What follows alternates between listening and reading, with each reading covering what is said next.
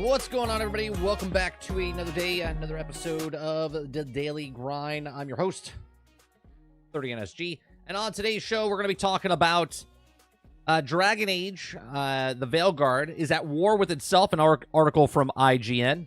We're also going to talk about Marvel Rivals is crossing over with Fortnite. We're going to talk about AMC Entertainment plans to go on the offense in their theaters to see what they can do to get people back in theaters. And we're going to look at Towerborn. Paris Lilly went to go talk to Towerborn developers on the latest update, so we're going to watch a video on that as well. If you guys like what I do, we do this Monday through Thursday from 10 o'clock in the morning till noon Eastern. If you like it, hit that like button. If you don't like it, hit that dislike button. If you'd like to go above and beyond that, become a member as little as $5. We do appreciate you very much for hanging out with us. I don't know why my camera never, ever saves. Someone come up with a save button that actually saves. Anybody?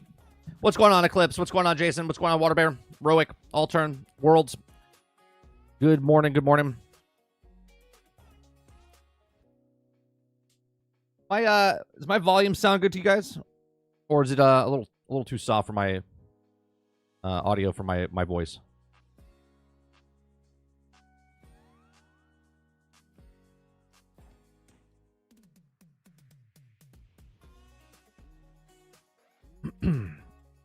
What happened there, Krebsy? Ash of Creations is cooked for streamers after watching that video? What happened? What video? You guys post it?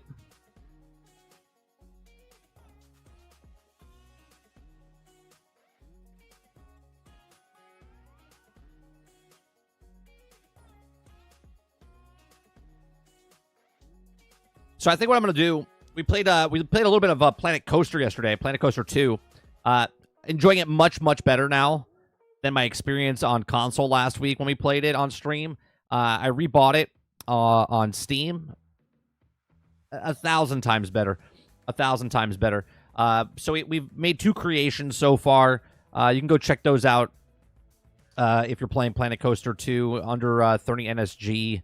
And I forget what the numbers are behind, but if you go just look up 30NSG, you can go see the 2 things I uploaded. Yesterday, we did a park entrance, basically a park entrance. So if you're playing that game, you want to check out some stuff, go check it out. What I think I'm going to do is, I think once a week we might have where I'm doing it live on stream, like building stuff. But I think I'm going to actually put gameplay, like time lapses of me building the stuff. So I'll build it off stream and then I'll upload. I don't know if I'm going to put it on this channel or if I'm going to put it on 30 and Still Gaming. I might put it on 30 and Still Gaming channel. I'm trying to put more stuff over there. I'm going to be making more episodes of TCG as well. Those of you that want to watch that stuff, not live, but, uploads, that'll be over on 30NSG or 30 and Still Gaming as well.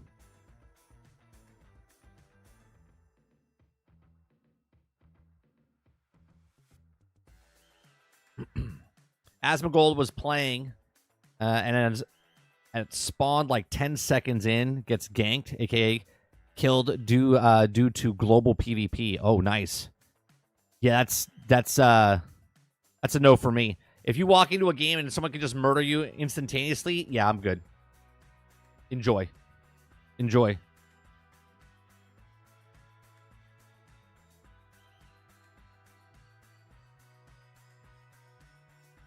Eclipse says it's the best thing for them. They know what to fix.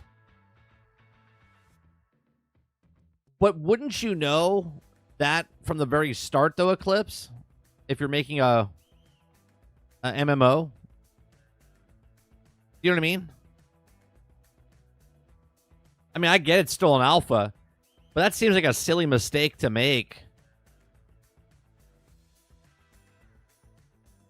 Like, nobody likes to get murdered like that, especially when you just start a game. That's an instant delete or take disk out of machine or put controller down and never play again. Dolphin says, that's my type of game. It's like Rust. Kill all the naked people running from the beach. Dolphin, you got some issues. You got some issues. He jumps in the game and he's like, there it is. I'm just going to murder everybody on the beach.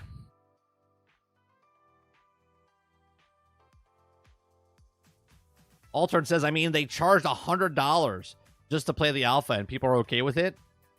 I mean, that's the real crime. $100 to get into an alpha. Dear Lord. What's going on, Mo? What's going on, Jones? Come on, Dolphin. Like, what are we talking about? Why does it cost $100 to get into an alpha? Remember the days that alphas used to be out for free? And then they would charge you a lower fee of the game, like if you're paying. I hope that $100 covers the game itself. Oh, they're talking about Asher Creations, Jones.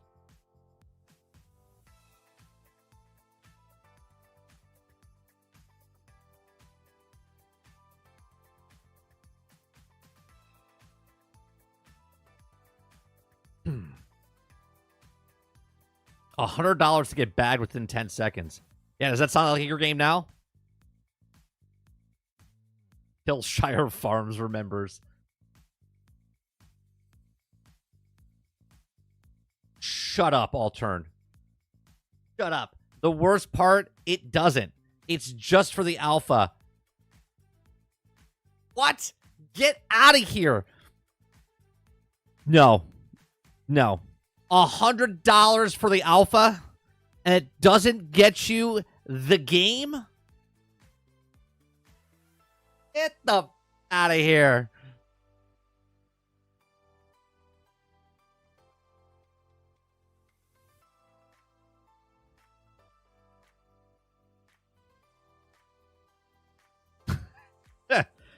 That is so ridiculous.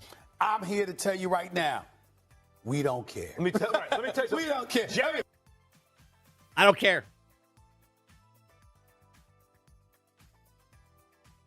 Have fun. Have fun with your $100 alpha test that you have to pay the game afterwards. Wait. Is the game free to play afterwards? It doesn't really matter because they paid $100. Oh, man.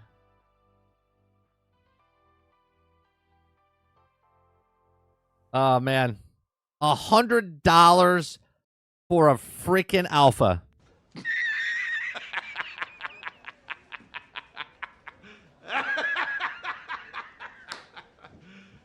You serious? Meanwhile, Star Citizens says, hold my beer.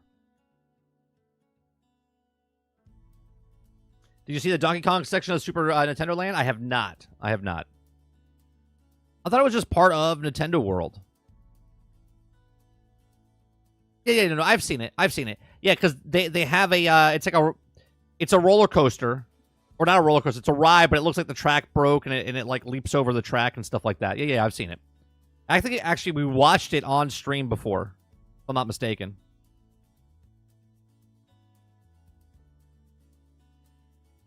Travis says, wait. $100 for an alpha. Next up, $100 for someone to step on.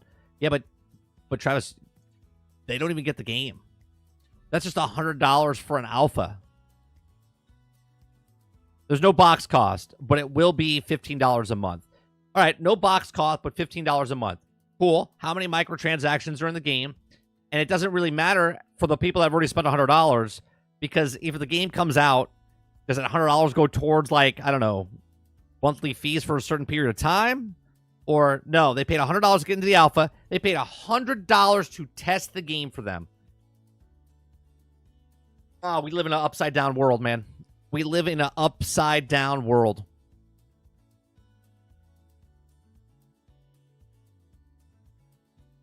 Like, I get it. If Asher Creations came out or a company came out and said, hey, $25 gets you in the alpha, right?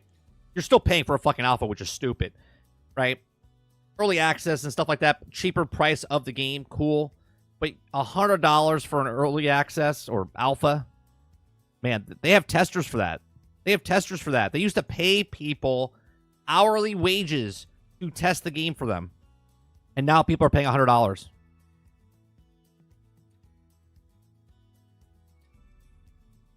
Eclipse says, $100 for someone to step on you. Where's this at? Asking for a friend.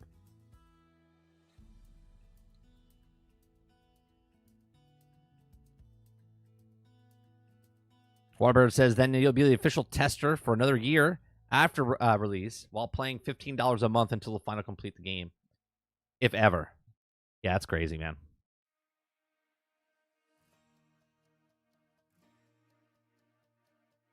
Altard says the worst part about it is they're probably the same people that got angry about Ubisoft charging $120 for the game. Well, at least you know, Altern, I'm that guy that gets angry at the $120 for Ubisoft, and I'm also the guy that gets upset with a $100 alpha test.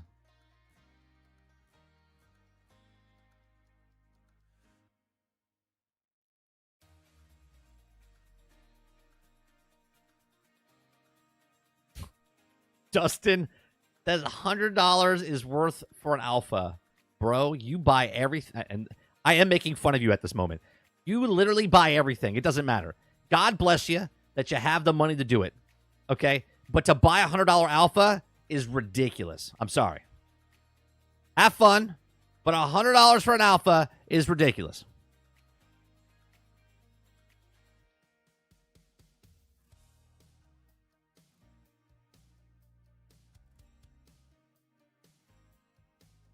Come on, Hilly.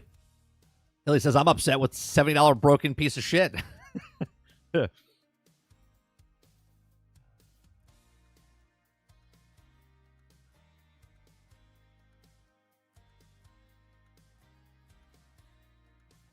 Rabbit says, Mike is just upset, period. You have a mindset of those old angry Jack commercials. I'm really angry. Not really. I'm a pretty relaxed, chilled person, but when stupidity enters the room, that's when I get angry.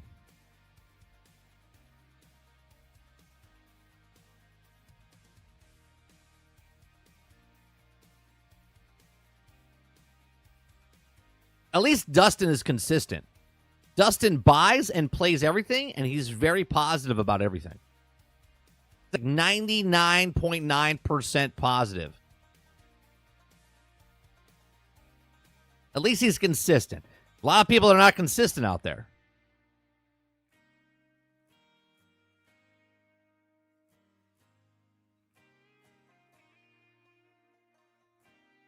Eclipse says, I think if you pay for an alpha, when it becomes where you have to have a sub for the first year, you should be free for you. That's what I'm saying, Eclipse.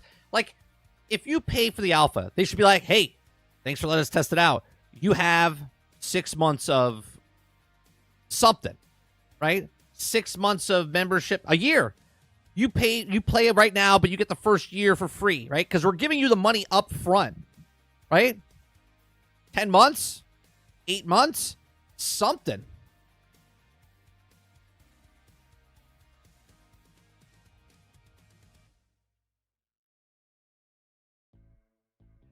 Would you rather pay $100 for an alpha or $90 for a mount?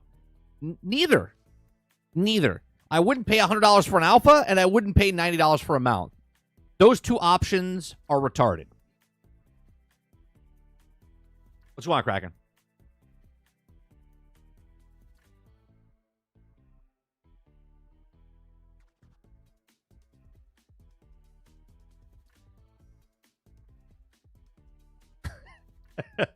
I can see you punching a TikToker in the face in the middle of Walmart. If he's stupid. If he's stupid, Dolphin. It all depends. It all depends. If he doesn't bother me and he's doing something, cool. If I'm part of it, no.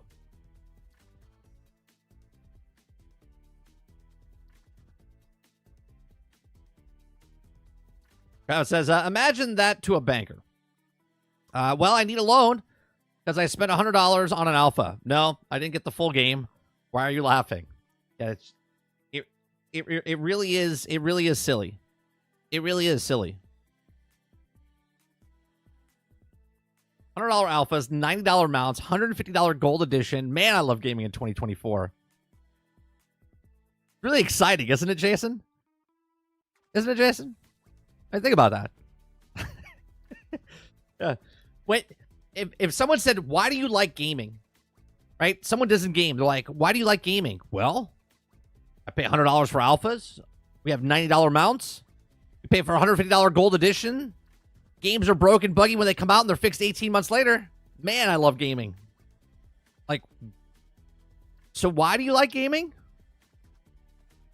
Like, I understand that gaming in general, and by the way, we're 100% going down this rabbit hole. Oh, where I land, I do not know. But here I fall down the rabbit's hole.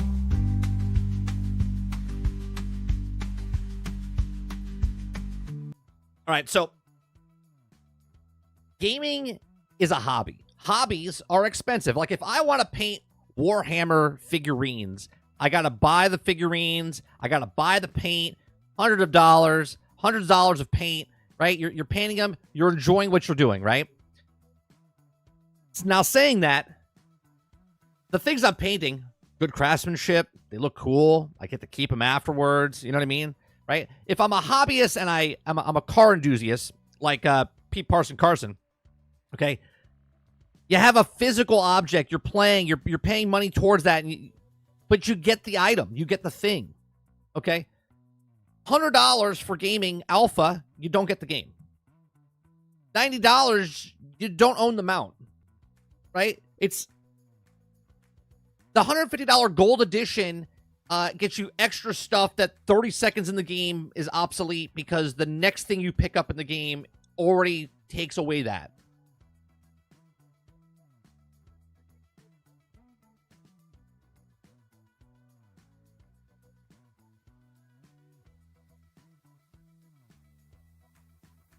So frustrating, man. $100 fucking alpha.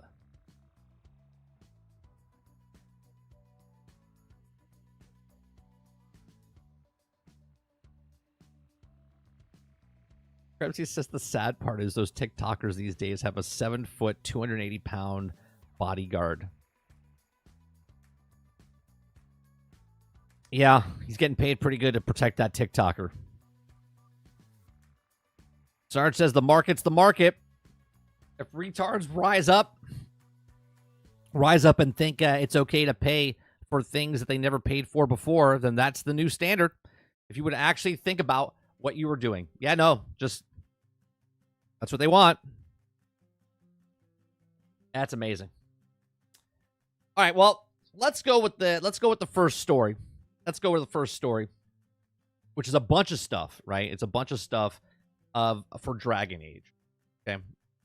So Dragon Age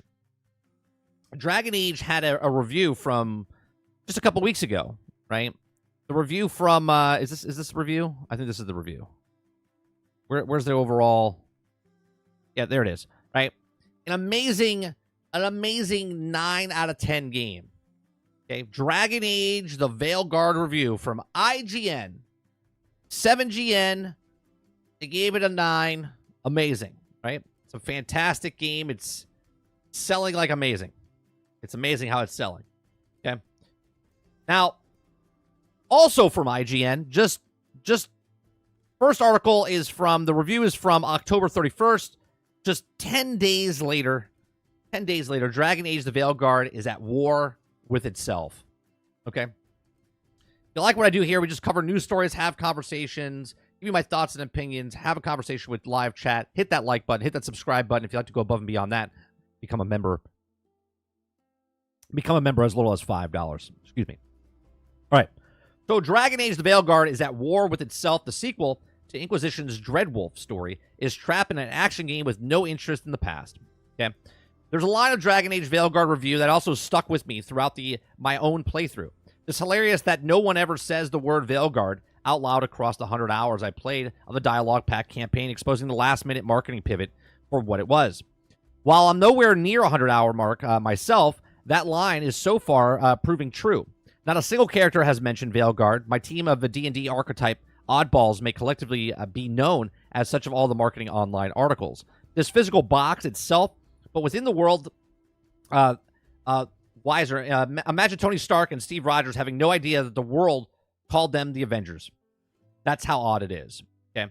The name of the Rook, Varric, hardly also rests the gang. You definitely do know, though it's Dreadwolf, the mystical monarcher, which also former Dragon Age companion. Solus, also well as original subtitle for the fourth entry of the BioWare fantasy series, while ultimately it really doesn't matter what the game is called.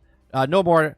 The more I play Veilguard, the more it feels like awkwardly conflict with itself. Now, torn into pieces and reflect very two different intentions. One a sequel to the decade-old RPG, and the other fresh beginnings with no ties to what came before. Now, which is funny because I said if they just separated the game, I don't think people would have had an issue what the game is connected to the Dragon Age. Now, I think they would still have an issue what's happening with the rest of the stuff, with the transgender talk and stuff inside there. But if it was just a standalone game and it was telling a separate story, not the story that they thought they were being told with the Dreadwolf and Solstice and whatnot. But I digress. Okay. Many aspects of Veilguard point into it beginning something to soft reset, or even a spin-off from the main Dragon Age series set in the northern region. It leaves behind the saga's original southern home, okay, along with the characters and politics. Okay, Dragon Age has always started afresh with each new game, as unlike Mass Effect, there's no present protagonist across the series, as each installment tells a brand new story, and the shift to perfectly in keeping the Dragon Age history, then the Veilguard isn't a typical Dragon Age game. This is the first direct sequel to the continuation of Dragon Age Inquisition, which is dedicated to the post-credits, and a trespasser of the DLC has also set up Solstice, the villainous Dreadwolf, and is also there where they start to feel a little messy. So much that the Veilguard is dedicated to Solstice. Its opening sees him performing a dangerous god unleashing ritual, which also the world of literal with the quest of exploring the history and the relationship with the dark Dyites. There are also many of the mentions of the world of Veilguard anywhere, but everyone is talking about Dreadwolf. Why isn't there a name of the game again? Or why isn't that the name of the game again, right? Because it was supposed to be Dreadwolf, it's supposed to be a live service game, it's supposed to be a multiplayer game, it was supposed to be basically a looter. Okay. But Solus take up considerable space, and the Dreadwolf has weirdly been relegated to the position of fantasy, okay, Hannibal Lecter, trapped in dreams where he also appears only to offer advice rather than take its place as a villainous trespasser, okay? Now, he's usurped by the Dark Elves gods, who also deem as a significant prior knowledge. I guess there might be spoiler warnings, just in case those of you that are still playing the game and don't know. Okay. Much more newcomer-friendly. He says, I'm left with the impressions of the antagonist who was robbed of his big bad status somehow along the Veilguard's infamous Rocky Department journey. Okay. As of our review says, you can practically smell the rewrites, but despite the shift of villain and condescending information, okay, the story is still dictated to him to be the manner that never feels like a true fit for a game that elsewhere is so clearly attempting to be a fresh start rather than a direct sequel. While I'd rather we got a more clear-cut successor of Inquisition, I think the game we've ended up with would be a better or cutting Solstice loose entirely. Sure, the lack of the answers to the greatest twist of RPG history would be frustrating, but Solus, fate feels divorced from the story established him. That's because none of the world's altering choices you made across the Dragon Age series are reflected in Veilguard. Unlike the predecessors, there's no way to recreate the save games or the world stated aside from the basics, largely interchangeable decision made the Inquisition's Trespasser DLC. Okay. Speaking to IGN earlier this year, creative director John Elpeler told us that amongst many reasons why we moved northern becomes a little bit more than a clean slate for us. Okay, if you're going to do a clean slate, then why not just create a different game? Why? It's almost like they did what Star Wars did with The Force Awakens, right? The trailers and everything showed you Luke, Han, Leia. You thought it was going to connect. You thought all the stuff was going to happen. But that was really just to get your money and get your ass in the seat, because then they were going to subvert your expectations and completely change what the story was. That's what it seems like they did with Dragon Age, the Veilguard, right? Because the Dragon Age, the Dreadwolf, which was what it was for 7 years, and then they changed it, was supposed to be the continuation of Dragon Age Inquisition. They put the people in the game. They showed you the trailers. They showed you Solus that this was going to be the continuation, but then that's not what it was. And they changed the name to Veilguard, but as the article says, there's nothing about the Veilguard at all. Okay? So, but the South is where we made our home and our ties over the world. And there's also move means that the Theseus Thaddeus is also help influence the shape across dozens of hours and not the same. Now, currently at stake with the Veilguard, elf gods representing not just the greatest threat, okay, that they face, but also accumulation of the acquisition storyline. And they surely is more important than ever to take the stakes or their own personal visions of the world. Okay. He says, I do sympathize with BioWare. Dragon Age wasn't developed as a trilogy in the same way that Mass Effect, and so the choices have been at very different scales that must be incredibly difficult to implement in a successful game. Okay, but the choices being wiped entirely results in something that feels like an opening trying to be a finale. Okay, the situation only further strains by the fact that the Veilguard's version of Thaddeus is only different from the one established in the previous Dragon Age games. In the it's grand and also floating Mithras fortress, butchered it. Okay, feel divorced from the earthier lands of the Inquisition and far cry from the darker regions in which this saga began. Now, Veilguard is also a whole new world, untouched by players and the clashes, and which also insists of a continuing Solstice story in a roundabout way. And if BioWare really needed to leave the choices behind, or if they really needed to start afresh for a new era, then going a Mass Effect Andromeda route is an entirely new story, characters, and setting would have been a clear choice, or a cleaner choice. And this is what I said way before. I said, Veilguard just seems like they should have made a separate game, not attach it to the other ones. You could have made different visuals, different stories, different characters. Do not link anything back. And I've said the same thing about Star Wars, the new trilogy. They decided to link it with the Skywalkers. They decided to link it to the older Star Wars, where they didn't have to. They could have easily started and pushed it 100 years in the future, right? Or they could have went 1,000 years in the past. They could have done it, but no. They had to dangle the keys and say, "Hey, look, you remember these guys? We're gonna tell a good story. Come on in." Right? And that's what they've done, I think, here with Dragon Age franchise. Okay. It says, and so we come back to the history-avoiding title. With Dragon Age Dreadwolf became Dragon Age the Veilguard, BioWare's general manager, Gary McKay, explained that the new name was chosen to reflect a really deep and compelling group of companions. It's unsurprisingly shift, moving away from Solstice, a decade-old story, and perhaps too few players will actually care about in the favor of the direction clearly inspired by the phenomenon that is also Baldur's Gate 3, Beloved Party. But frustratingly, I don't think Veilguard does its intentions to its new title justice. Across the first 15 or so hours, during which you put together a god-killing team of Mass Effect 2 style, there's also rarely an option to have a proper back-and-forth conversations. There's a tedious in favor of cutscenes and pre-scripted chat over traditional RPG dialogue choices, resulting in feeling that the character isn't talking at you rather than with you. Very few party members can also be spoken to at lengths following the initial recruitment, and this is the lack of introductory getting to know the feelings, okay, and design that aspects you can quickly forge bonds and trust with your team. It's one of my favorite parts about Mass Effect 2, right? Even Mass Effect Andromeda does this worse, but Mass Effect 2 does a really good job, okay? As time goes on, there's also more opportunities to direct the flow of conversation yourself, but they frequently lack the multi-tier dialogue trees that really allow you to delve deep. It was also after unlocking the dragon hunting, Taj was also presented with a conversation in which I was able to cycle through multiple tiers of responses at every stage of the dialogue. There's also the first satisfying conversation I had in 17 hours of play, and I'm baffled as why I hadn't had the same experience with every other character I've met. Well, you could speculate on certain things. Okay, the Veilguard crew all appear to be likable people, but it feels as I'm being blocked from forming true bonds with them. Especially goes to Varric, which is also arguably Dragon Age's best ever character, as also imprisoned in his bedroom, consigned with the espousing accidental dialogue that also can't engage with, and his sidling is yet another example of Veilguard's uneasy relationship with its predecessor. But unfortunately, the frustrating treatment of this new cast means it's also difficult to fully embrace the story's fresh faces. As I enter Veilguard's second half, I've begun to appreciate the unique approaches. Nodding secrets filled with Crossroads region is fun. The action combat is really robust, particularly with the enhanced by the well-considered skill trees. I've watched a lot of people play this. It is so monotonous, which I pointed out when they first showed us the gameplay, when they first showed like months ago.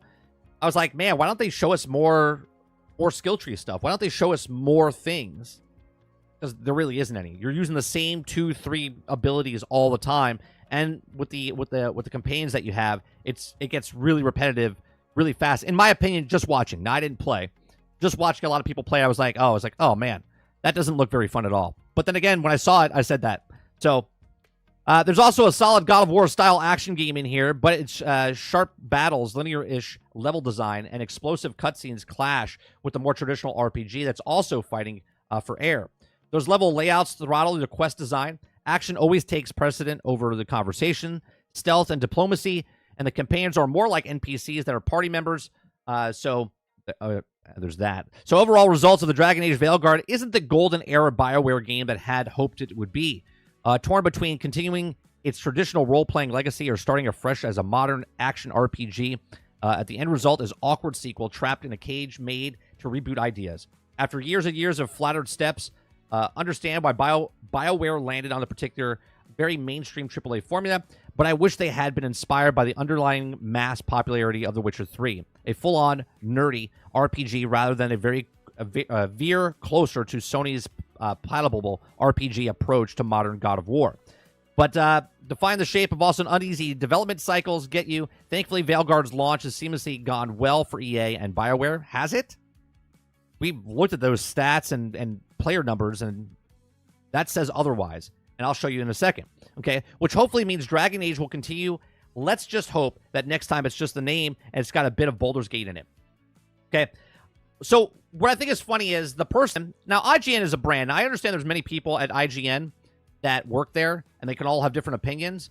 But when a brand says that a game is a 9 out of 10, and someone else comes out from IGN and tells you that this is bad, this doesn't feel right, this story's not good, right? There's conflict of issue there. There's literally conflict of issue or a conflict inside the company itself, right? Now, obviously, this is 9 days or 10 days after the fact when they posted their 9 out of 10. But we can all, right?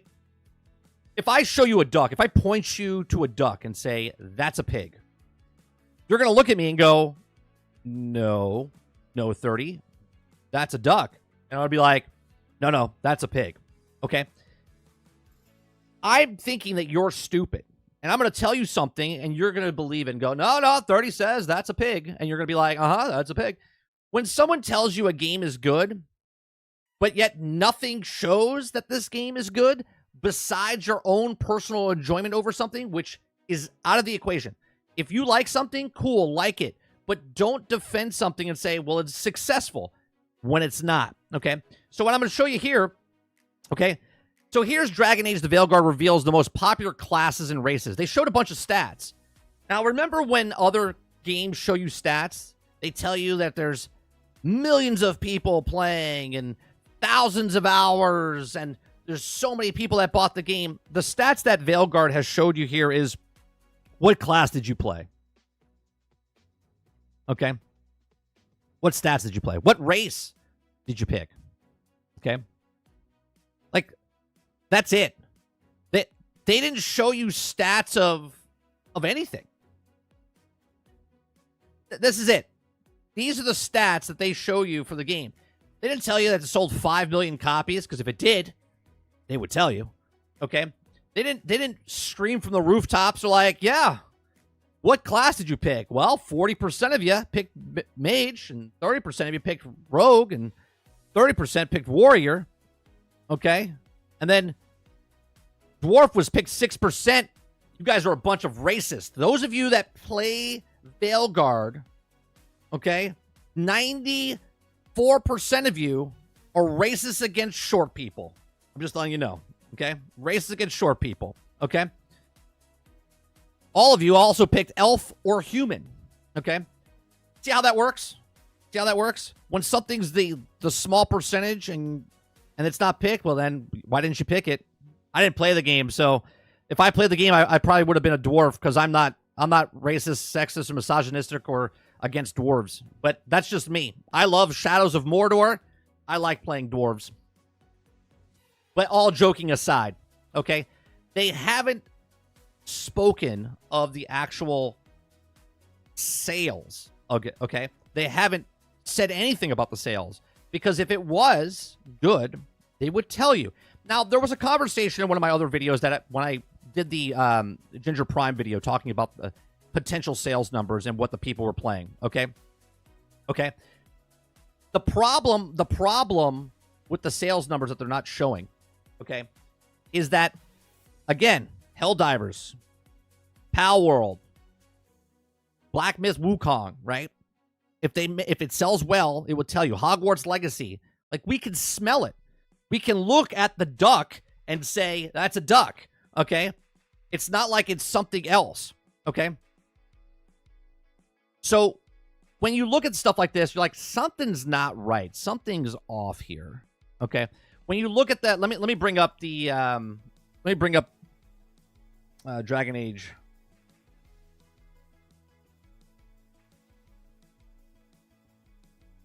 Now, I'm not putting this up here to say this is the one all be all, okay? Because it's not. It's not the one all be all, okay? But this, obviously, it's a single player game and people are enjoying it, but there's no other people coming to play the game. There's no other people buying the game in droves, okay? It might be a good game. Now, we don't know the budget. We don't know anything like that, okay? But we do know it's a AAA game. We do know that this Dragon Age is not as popular as the past Dragon Age games. And from the article that we just read, it shows that there's a disconnect from this Dragon Age to the other Dragon Age. Even though people said this is not the same Dragon Age, everyone's like, well, you just don't like it because of the transgender people. It's like, no, we don't like it because of the fighting mechanics.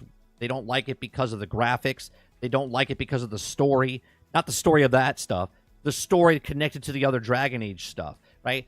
It feels like it's a brand new game. It feels like a reboot, and in my opinion, it does feel like what Star Wars did to The Force Awakens when they're trying to get you back in. Hey, remember this? Remember this thing over here? You like this? Well, we're making more of it, but it's nothing like it. It has no connection to it.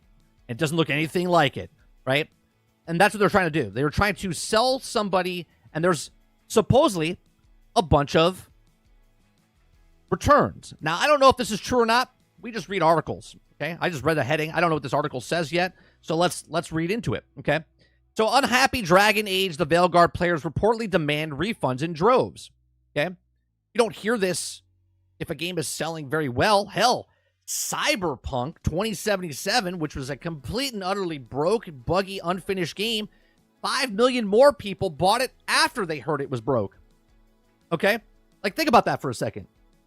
Okay, Cyberpunk, another AAA game, brand new IP, okay? When it was broke, people jumped headfirst into that world and said, well, I'm going to pick it up and play it because it looks awesome.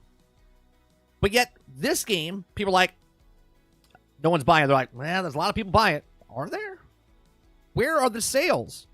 Where is the duck that I'm pointing at? Okay? So, unhappy Dragon Age Veilguard players reportedly demand refunds in droves. So a source close to BioWare and EA report that refunds of Dragon Age Veilguard have reached unprecedented numbers since the game launched on October 31st. What's unprecedented? That's a word you want to use for unprecedented amount of sales. Like, it's so many sales. What is unprecedented numbers of refunds? If one were to keep the media consumption on the outlets of IGN and Kotaku, they might lead to believe that EA and BioWare's latest action RPG is unmitigated success.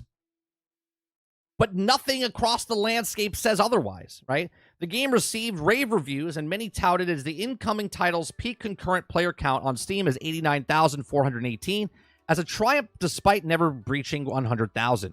This game should have been like easy 200,000. Easy.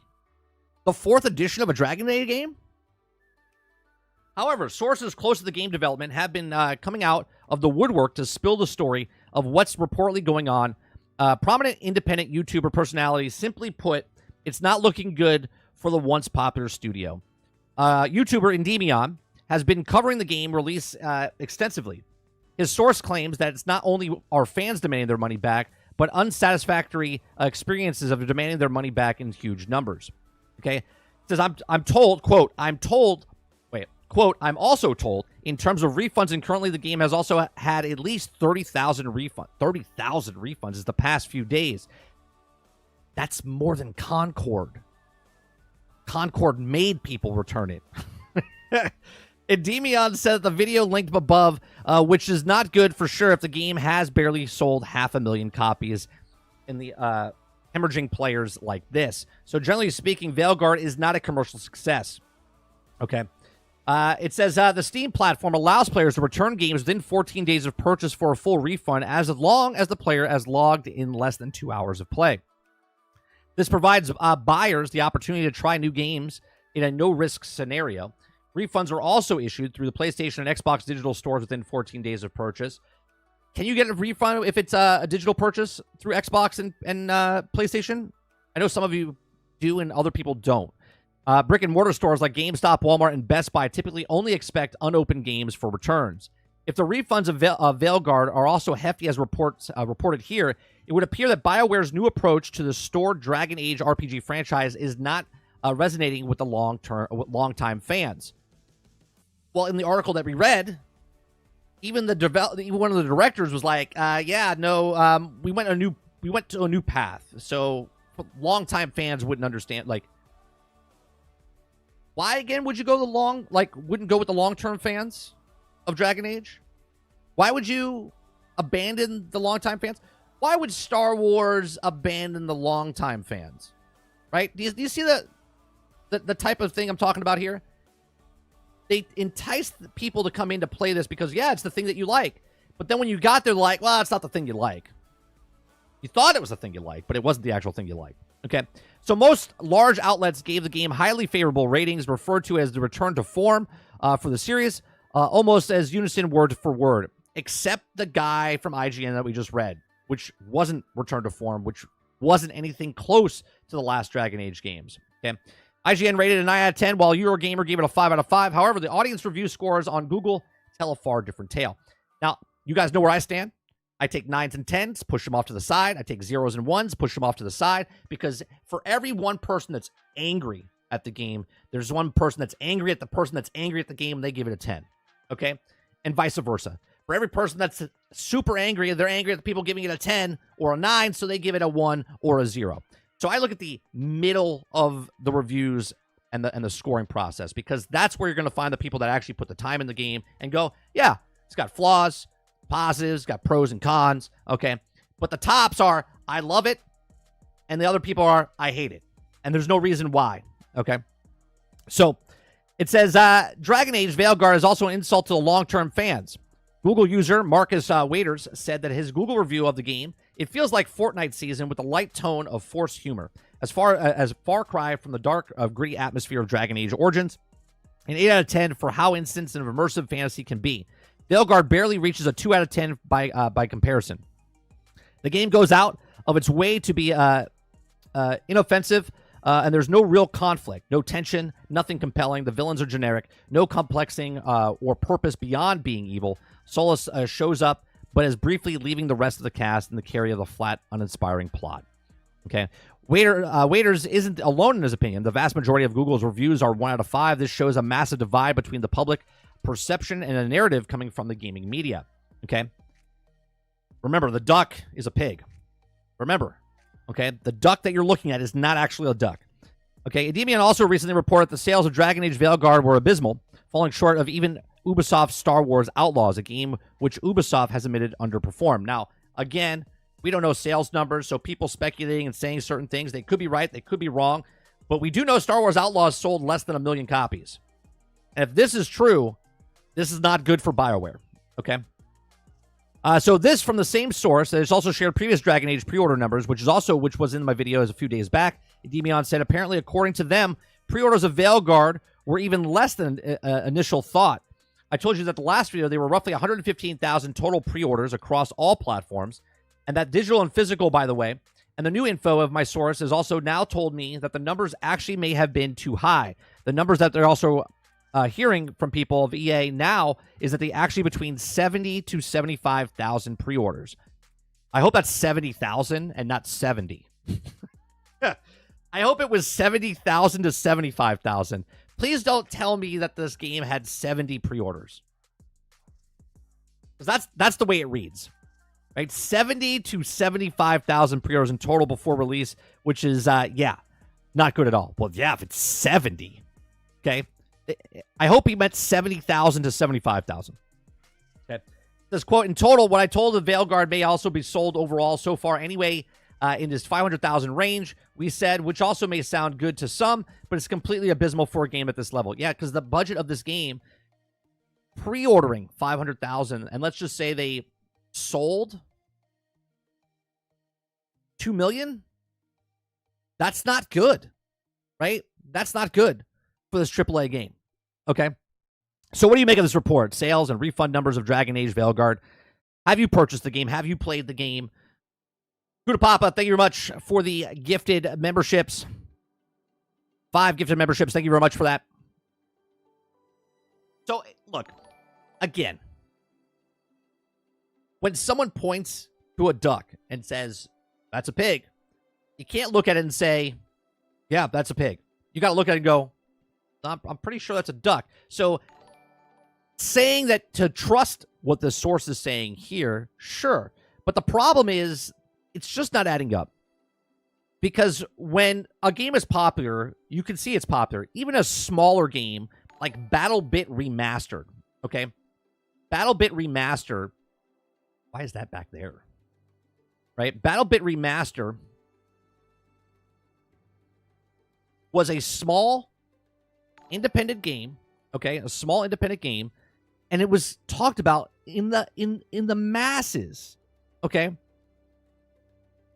But you don't hear that with Dragon Age. What you hear about Dragon Age is all the political stuff that they want to talk about, and not the game itself. When a game is good, people talk about the game, okay? But when people talk about this game, they're only talking about it in that way and shape and form, okay? When games are talked about by the companies, they're successful. When the company stays completely silent and shows you stats of who picked what character, there's something going on in the background. They didn't sell very well. But these are just my thoughts. Let me know yours in the comments section down below. Please make sure you share, like, subscribe, and if you like what I do here, check out some of our other videos. Thanks for watching. All right, let's scroll back up. Way back up.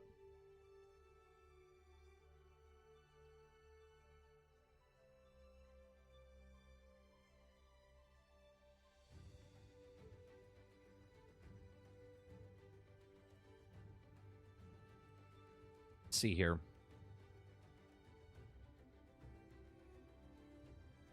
So it says, in terms of enjoyment, I give Veilguard a 9. I really liked it. If it come critical, from 7.5 to 8. The problem is, if you're allowed to enjoy it, Soy, right? You're allowed to enjoy it. That's not what people are complaining about. People are complaining about, and their criticism is based off of, it's not a Dragon Age game. It's not. It doesn't feel like a Dragon Age game. It's not, the storytelling is not very good as the other Dragon Age games. And they're allowed to say that. Eclipse says, it's definitely a 6 for me. Glad people like it, but the writing is so bad at the game that they also RPG. They need a good writing to do 40-hour story. I don't read a book if it's a bad story. Right, you just put the book down.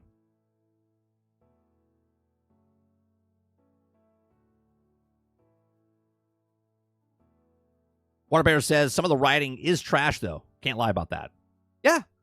But if you point it out, though, Water, that's the problem, right? You're not allowed to point out stuff, right?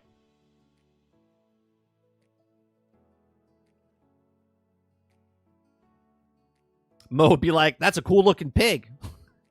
Yeah, that's exactly the problem, Mo. Be like, that's not a pig, Mo. That's a duck. Like, I thought it was a pig. You told me it was a pig.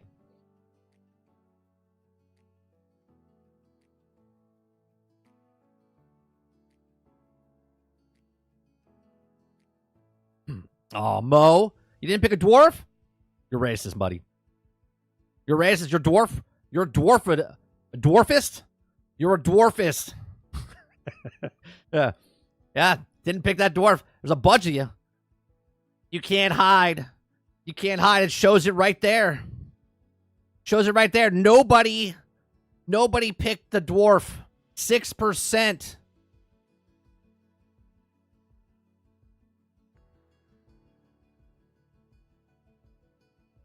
Pepsi says, notice how they weren't giving numbers for these and its percentages. If it had a high, it would also say 800,000 people picked X class and 200,000 picked Y.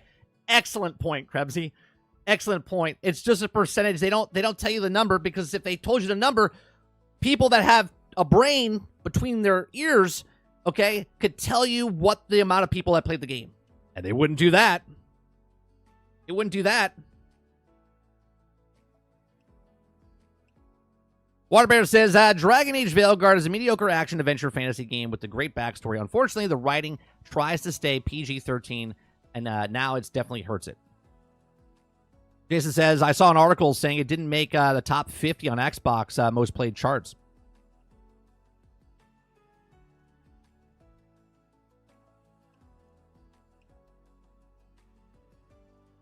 X Factor says, I was worried when I started Dragon Age, but I'm enjoying the game. Yeah, X Factor. Look, I play Marvel's Avengers. I've played other shitty games, but I can admit that they're bad in some way. When I say shitty, it's shitty for a live service game for Marvel's Avengers, right?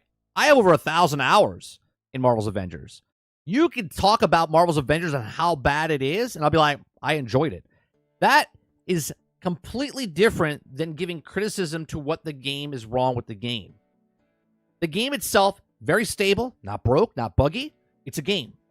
But now the actual quality of the game itself, comparing it to other Dragon Age games, it's much different. And the people that are Dragon Age fans are upset at it because there's too many changes in a Dragon Age game.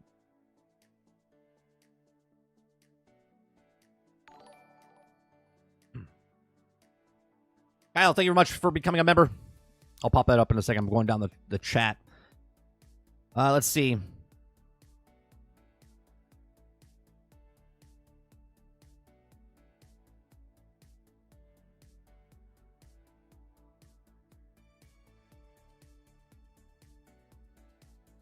It says, I had an 87 pre-orders, but 2 canceled. It had 87 pre-orders, but 2 canceled.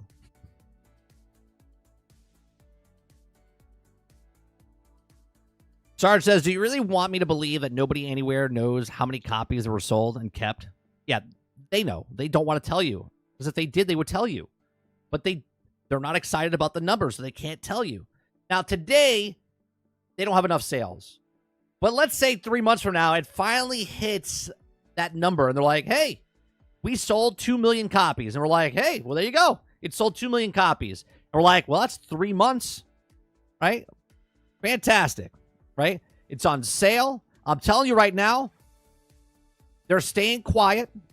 They're going to put more money into the media to advertise for this thing.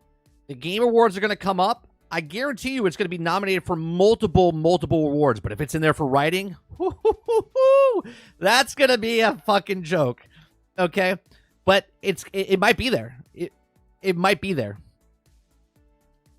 Okay? But it's definitely going to be nominated for a couple of things. I'm not saying this game's a piece of shit across the board.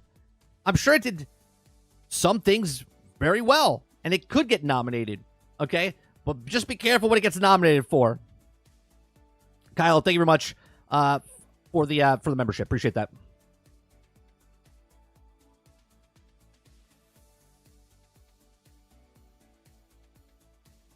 Travis says, 38, not saying that they aren't out there, but most of the people I see hating on this have chatted with 5 minutes and realized they never went past the origins. Listen, Travis, I haven't played the game 1 second. Never booted it up, didn't play it, didn't do anything. I watched Co Carnage play it. Okay, I watched It's Me JP play it. I watched multiple people play it, and let me tell you, it's bad. Right now, I didn't buy it. Right, the dialogue is cringy. Right, the storytelling is bad. Okay, the gameplay mechanic. Now, I haven't played it myself, but just looking at the same thing or the people doing the exact same moves over and over for that type of game, it looks boring as hell. Okay.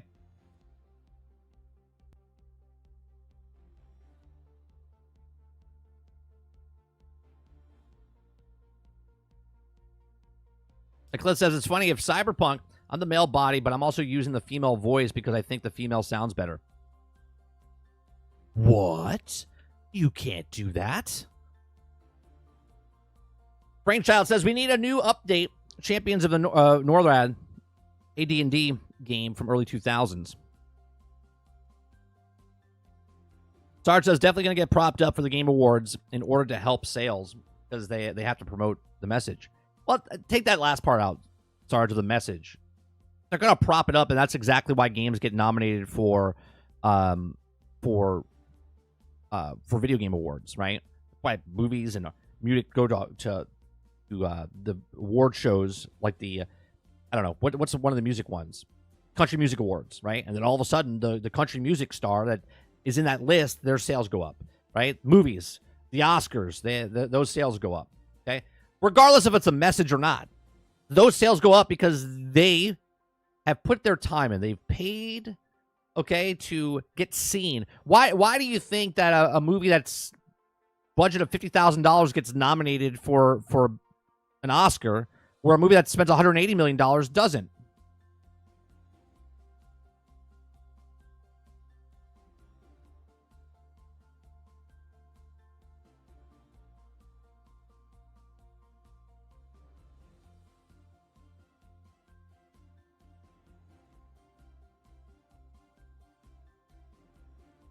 Argus, what's going on, Argus? Because I've watched a video on it. I don't need to play it. I have all the trans and non-binary stuff in that it does, and along with the babyish dialogue, it's enough for me to not support it. Again, Argus, I'll take that other part out of it. Take the transgender stuff out of it, just for a split second, and just look at the game for what the game is. If you're a Dragon Age fan, okay, and just look at the story quality and the gameplay and the fighting mechanics, it's not a good game. Or I should say, it's not a great game. It's a good game, okay? But when people prop it up and then sales don't happen, there's two different things happening. Someone tells you it's good. Someone tells you it's a duck, okay, but it's an actual pig, okay? And everyone's like, I can't believe this duck is. Why does your pig only have 2 legs and webbed feet? Because it's a duck.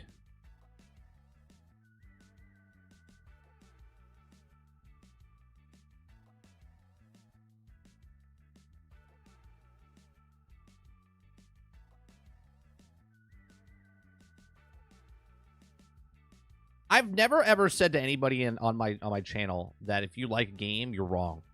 I've never ever said that in any way, shape, or form. You're allowed to like games. You're allowed to like bad games. You're allowed to like shitty games. Hell, we play them on this channel. Okay? But to defend something when someone has criticism is just absurd. Right? Some of you in the chat, many people online, defended Star Wars Outlaws, and yet Star Wars Outlaws is getting fixed, right? Many people defended Cyberpunk 2077, and yet they fixed it over time, right? The people that complain about stuff, okay, sure. Are there people that are just negative and not constructive criticism? Sure. That comes with it, okay? But the people that are complaining about what's wrong with the game, and everyone's like, well, I'm having fun. Well, I like it. I'm having fun. That has nothing to do with you. The only reason you say that is because you feel like you have to defend your purchase for somebody. Be like, well, I spent $70. I spent $100. I have to defend this. I like the game. It doesn't matter if you like the game.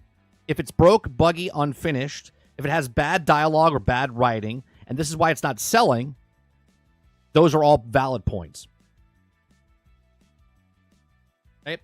Your vision of, I like it, cool. You made the sale, but the masses are not buying it. The masses are not buying it. Why are they not buying it? Is it because of the transgender stuff? Most likely, for a small portion of the thing. Is it because the writing is shitty? Is it because it's not Dragon Age of old? Is it because it looks like Fortnite? Is it because of the gameplay? Is it because of the gameplay mechanics? Yes. Yes. More people don't like those things than the other thing.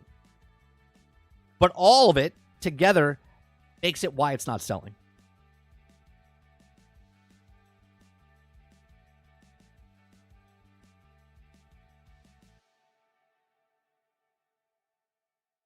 Robert Jones says, I know some fans of the last game who you would call woke, and they aren't interested in the Veilguard. It's because they're racist against dwarves, Jones. Again, it says right there. Look at this. The people that are playing the game right now, They don't like dwarves. They're dwarvists. Lily says, I defend Halo Infinite for a short while. It's a blind spot for me. Well, that's okay, Hilly. That's okay. Right? I will defend Marvel's Avengers. I had a blast playing it. But then when you start looking at it going, yeah, no, the story for the DLC is bad. The end game is absolutely horrendous. The loot is absolutely garbage. But man, is it fun being Captain America. Man, is it fun being Hulk and smashing shit.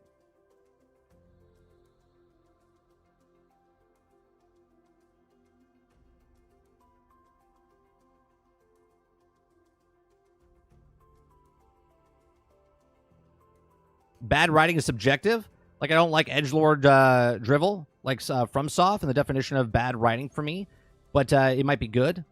It's all subjective. It is from your personal perspective.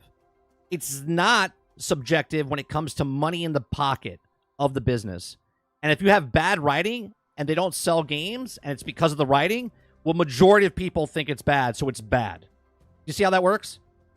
It works the opposite way, too. If you think something is bad, but it oversells dramatically, right? That it doesn't matter if you think it's bad because the majority and the money is going into the pocket of them and it's successful, right? That's the breaking point. So good or bad for the customer doesn't fucking matter. Good or bad optically for the actual company is what matters. Then people are like, well, why do you care about the sales? I care about the sales just like they care about the sales, because if you tell me something is good, you're trying to get me to do it. Hence why movie companies show you #1 movie at the box office, best-selling book, right? They'll do all of these things because that hits you and go, well, it's a best-selling book, so it has to be good. It's the #1 movie at the box office, so it has to be good, okay?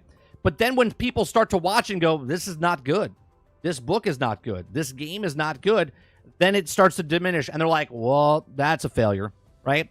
So the people that are in the minority of something that they like something, they might like it. It might be a great movie, but the majority of the population said, no, I'm sorry, this is a bad game, book, movie. And the opposite way, people that are in a small minority of the people that hate something, and then all of a sudden it sells a shit ton of stuff, book, movie, or video game, it's a good game, regardless, right? You hate Elden Ring, it's successful, okay? You say there's no story in there, majority of people don't care because they like to play the game.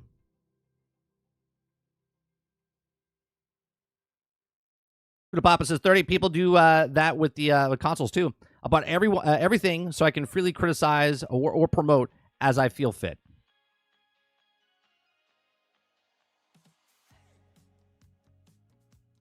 Krebsy says racist, sexist, and etc. get thrown in way too much of these days. Absolutely, Krebsy. And this is why I said just take that out and just look at what the game is. Right? I don't amplify the minority. You got to look at overall. You got to look at overall. Take the 9s and 10s, take the 1s and 0s, move them to the side, look at the middle, and what do people have criticism about?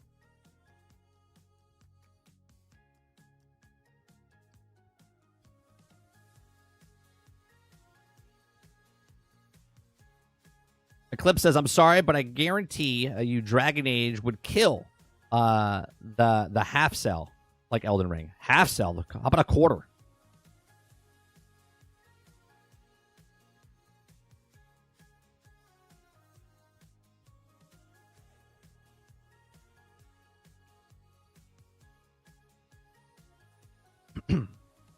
Travis, you understand like a show, if it has good writing, right? Good writing, but nobody watches the show. Do they continue making that show if no one's watching? No, they don't. They stop making the show because no one's watching. Anybody ever watch Newsroom? Anybody watch Newsroom on HBO years ago? First 2 seasons were great. I think there was only 3 seasons, right? First season was fantastic. Okay. Great writing. Great writing. Failed as a show. Okay. Does that mean the show is shitty? From people watching it? No. From a business aspect? Yes. Yes, it was. Great writing. Won awards and everything. Doesn't matter. No one watched it. You know why? Too much dialogue for people.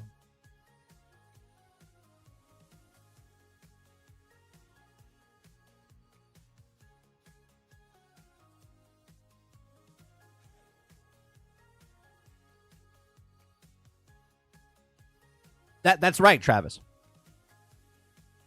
The majority of people, regardless if it's good or bad, dictate if something is successful to the business. Okay? More people means more money. More money means second season, second game, second book. Okay? And when you hear about that, when you hear about a show, right? Lots of people hate Big Bang Theory, right? Lots of people hated Big Bang Theory. Okay? I liked it. Okay? Millions of people watched it. It's one of the most popular shows on planet Earth. Friends. I know people that hate Friends. Like, I've never watched Friends. I hated Friends. But the masses loved it. Hence why it was successful. Hence why it was on for 10 years.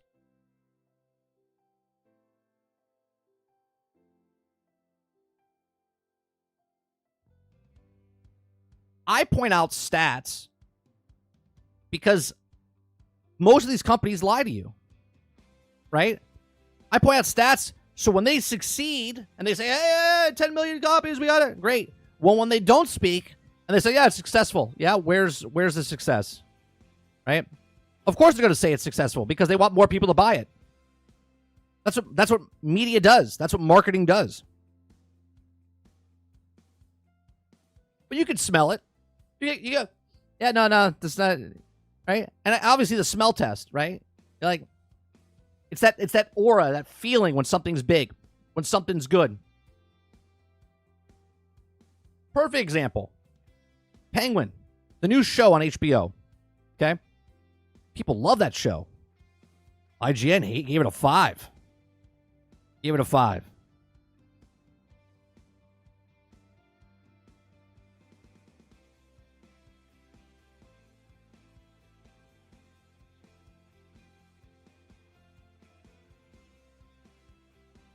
That's right, Sarge. The Newsroom was a fantastic show. Got canceled. It was just too much.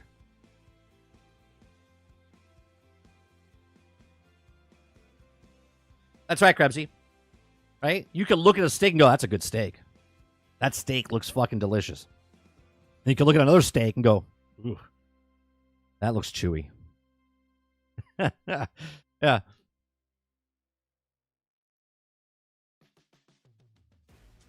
What show is this, Jason? What did you say? Let me scroll back up. What's that on? What show is that on? Or network streaming? Yeah, Firefly, right? It's a hardcore group of people that love it. Great show if you liked it, right? But it's a financial and failure in the industry, right? But people that like Firefly, man, I was like, that's a good show, right? It's a good show.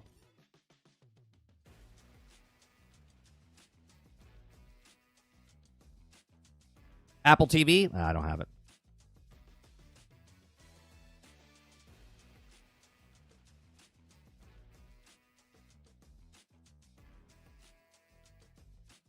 I'm sorry. Did you say the reboot of Frasier? I didn't even know that existed. I don't have cable. I don't have cable anymore, Travis. So if it's on normal television, I can't watch it.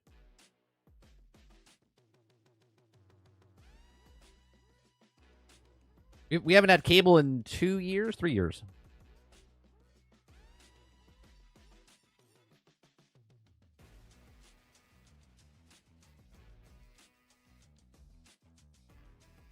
It's on Amazon? Didn't know about it. We watch Amazon. We watch Amazon. We watch Hulu. We watch Netflix. Right now we're watching season 4 of Murders in the Building, which is the weakest season so far. Still good writing, but the weakest season so far.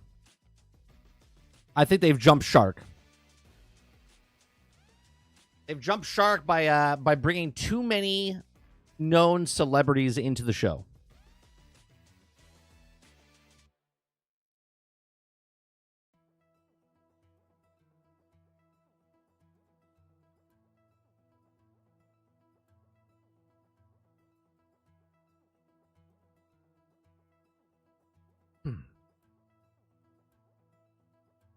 New Frasier's Paramount Plus. Well, there you go. That's why I don't know about it.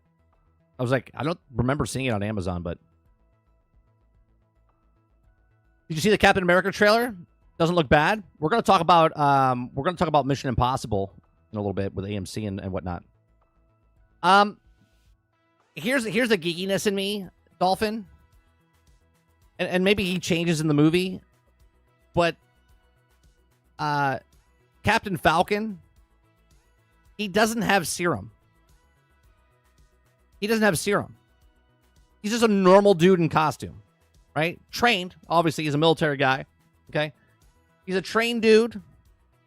Okay? And he gets punched by Red Hulk. Dead. Dead.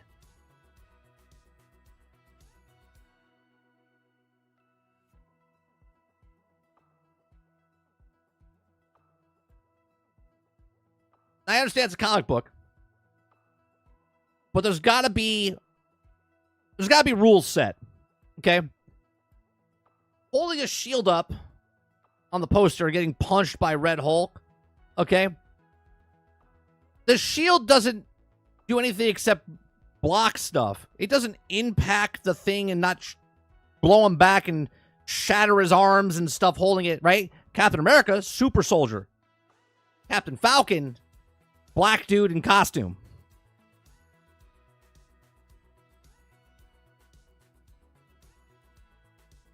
Now, if they give him the serum,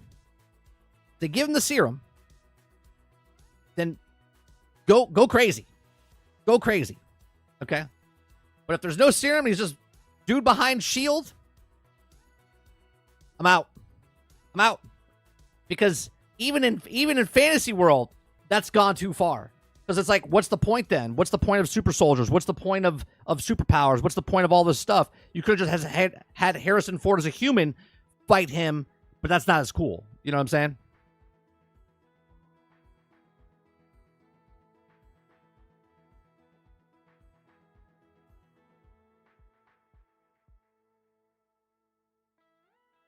Yeah, Jason, it's and I know I'm talking nerd talk, right? I understand it's like, it's a comic book, dirty, and I get it. I get it. Okay? But the reason it was fathomable is because Captain America. Now, if he wants to be Captain America, cool. Right? Right now, he's just a regular army dude in a suit with his shield. He gets punched by Hulk. Done.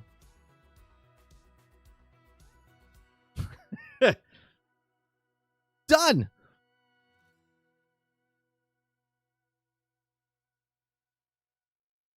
Sure, he wants to get a couple shots in or something. Yeah, cool. The only rule is that there's no rules.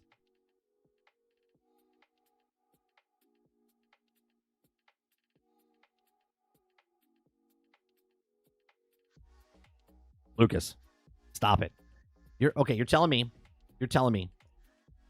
if I take the shield and I slam it into the ground, okay? It's stuck in the ground, and then I hide behind it and he punches it, maybe. But you're telling me if I just hold the shield, doesn't matter where my legs are, my feet are, my arms holding the shield or anything, it's just going to absorb the entire thing and he's cool. Bro.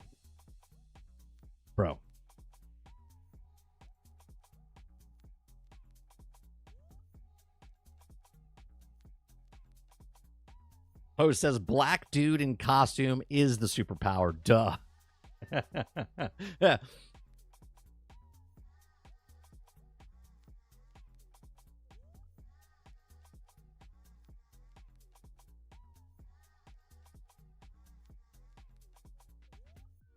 Did you miss the conversation, Travis, when I said I'm doing nerd talk?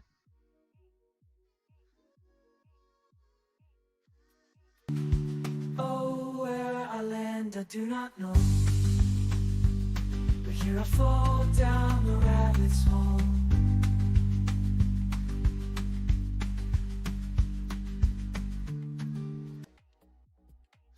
We said we're doing nerd talk. Okay.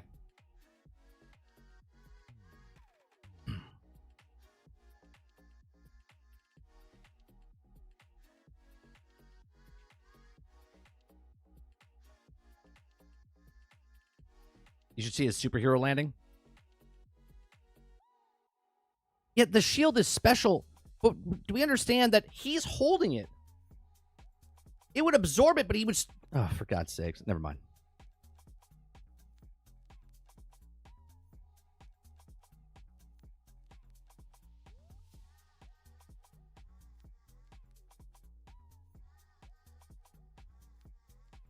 Sure, I'll turn. If he takes his wings and, like, shoves him into the ground behind him, then puts the shield up and stuff like that, cool. Right? We know nothing. All I'm saying is, if the black man in a costume gets punched by Red Hulk, he's dead. If he gets flicked, done. He's done. And that's not just him. That's anybody that doesn't have superpowers going up against him. Unless they make him Beta Hulk, like they did with the other Beta Hulk. Is it in the trailer? Where he digs into the... with his wings?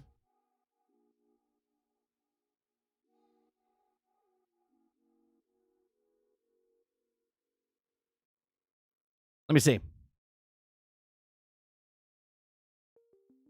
What's the movie called? It's called Captain America, right? Brave New World. That's it. What it is.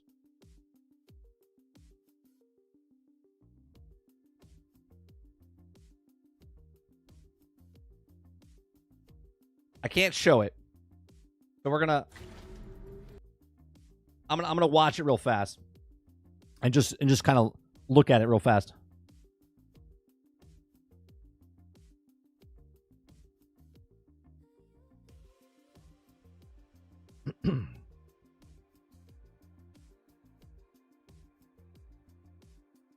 Okay, this right here, this would kill him alone, right? Hold on. He'd be in the hospital for... Now, obviously, this is not him being pushed, right? Let me bring it up real sec. Okay. Right? This is just some white dude getting pushed by the other Captain America guy. I forget the guy's name. Okay. He gets shoved and thrown against the wall, and that's just super serum, super soldier serum. Chucked across the... That dude's got like a collapsed chest. He's in the hospital. He's not going to be making it. Okay. Let me continue here.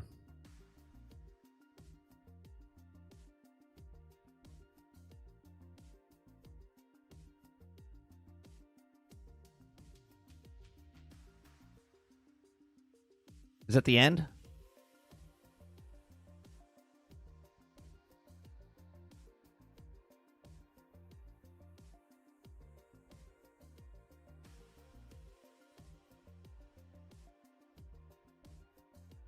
And the CGI... Is the CGI getting worse? What's happening?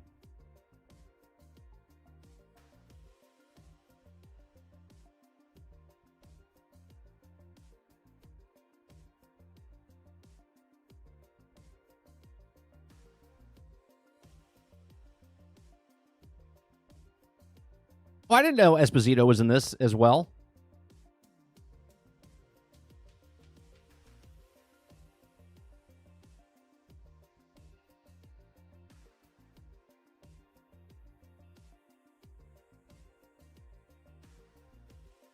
All right, jumps over. Cool. Believable. Okay. Nope, they don't show it. They don't show it in this trailer. At least in trailer 2, they don't show it.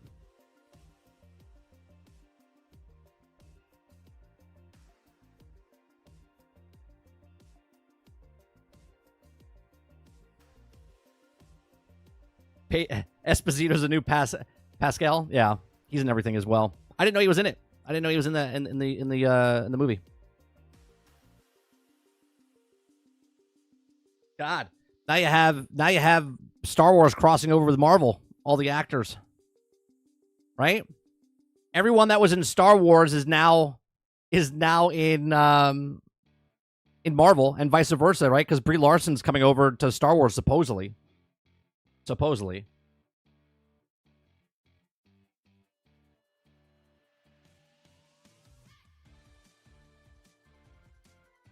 That's what I'm saying, Okuda Papa, right? Like, I get it's a comic book, right? Just show me, and I don't know, maybe he does. Maybe he takes his wings and jabs them into the ground, okay, to absorb the, because it would transfer through him. His arms are holding the shield.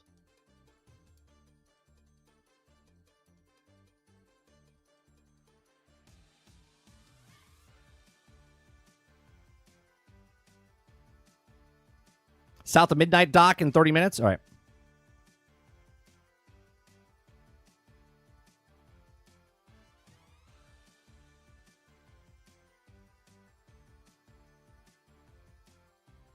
All right, let me get rid of these Dragon Age stuff. We have a Marvel's Marvel Rivals story I want to bring up.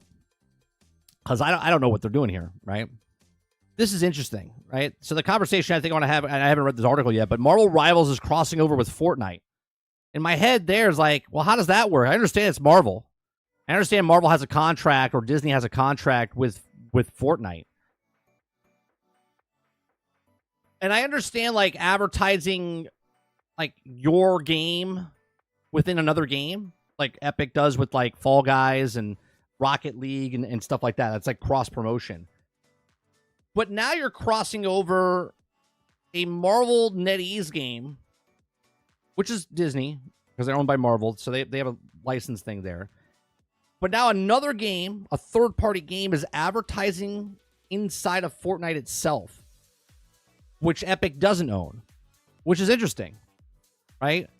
Now, I don't remember. Does Tencent own NetEase in any way, shape, or form? I don't think they do, right?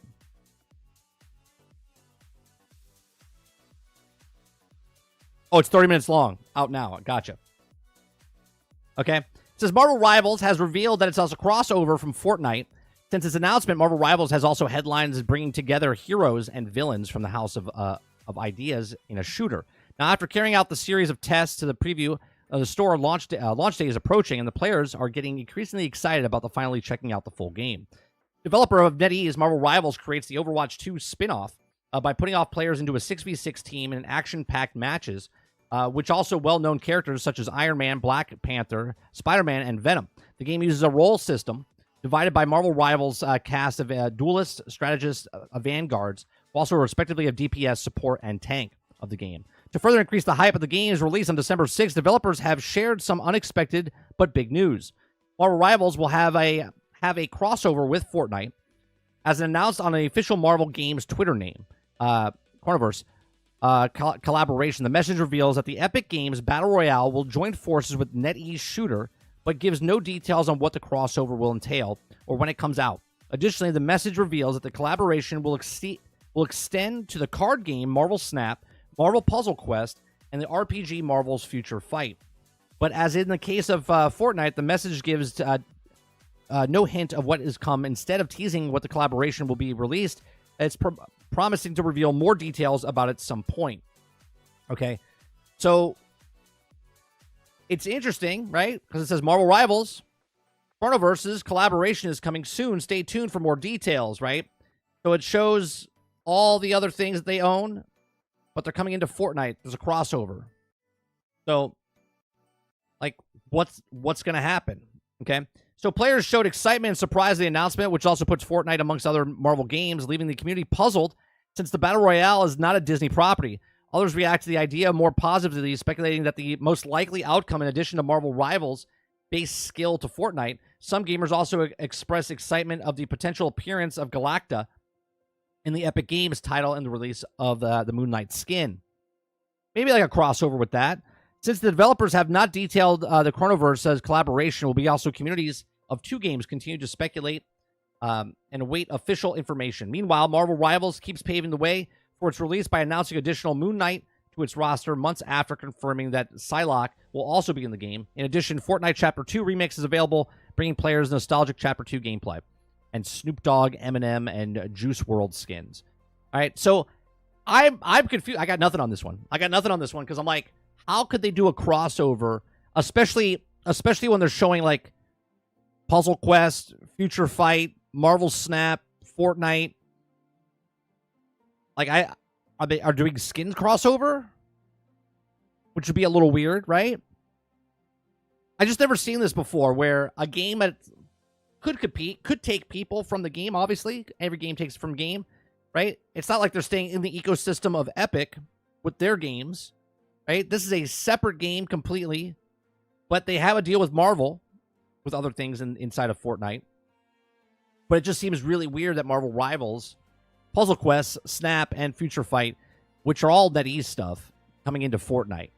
What do you guys think in the comment section, the live chat? How do you think the crossover would be with Fortnite and Marvel Rivals? I got nothing. I'll be honest. Rebsy says Marvel Rivals is launching on Epic Game Store, so maybe that's why. Interesting. So it's not going to be on Steam at all? Did they get the exclusive for Epic? No, Tencent doesn't own NetEase. Okay. I didn't think they did. Dolphin says stop money laundering. Put the game out.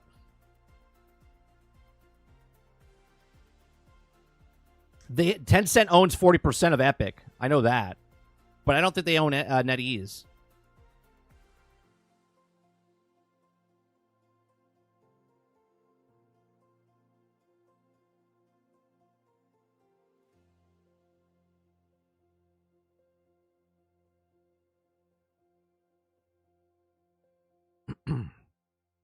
Argus says, but OG Cap has Super Soldier injected in him to make him able to do that. Look, that's all I'm saying, Argus. That's the reason it's believable when he does it, right? Right? Maybe in the movie, he finally gets the injection. That's exactly what I said in the very beginning. Maybe he gets the injection. Maybe it's against his will, but he can't stop it, so he has to put it in, and then all of a sudden, now he is Captain America. You know what I'm saying? It's also launching on Steam.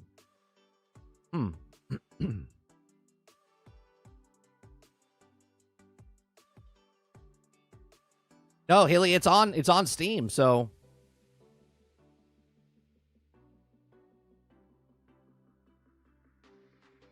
that's what I thought.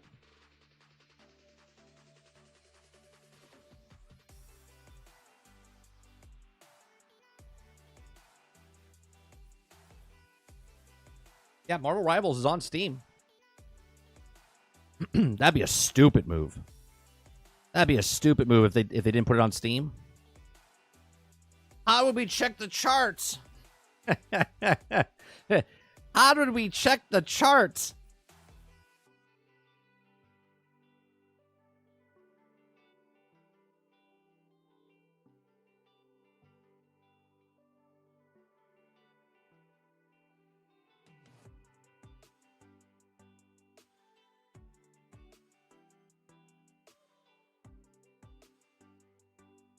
Yeah, Travis, I got it all finished and done. I added a little bit more after the stream as well. I added like lampposts and stuff. It looks much better now. It's been downloaded I think like 40 times or something like that on the store.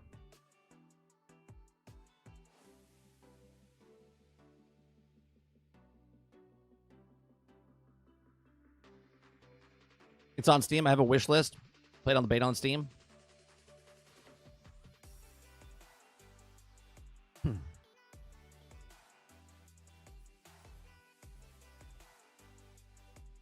I gotta open another launcher.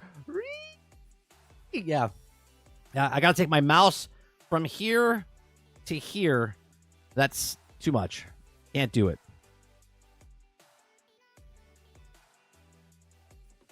And then I gotta double click. What the hell?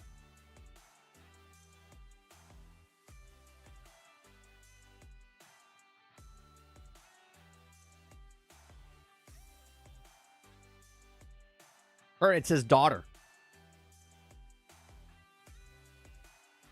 I closed that article down, but that's his daughter.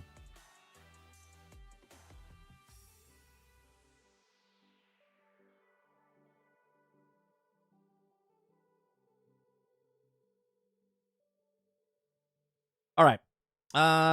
What do we got here?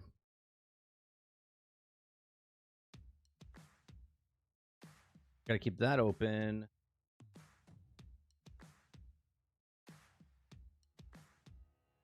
Did you say 30 minutes for South of Midnight? Do we have a link to that?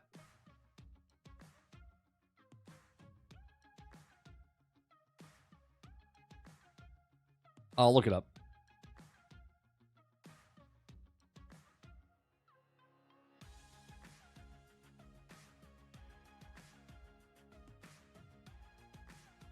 If it's from IGN 30 minutes ago? Oh, we got one from Xbox. Okay.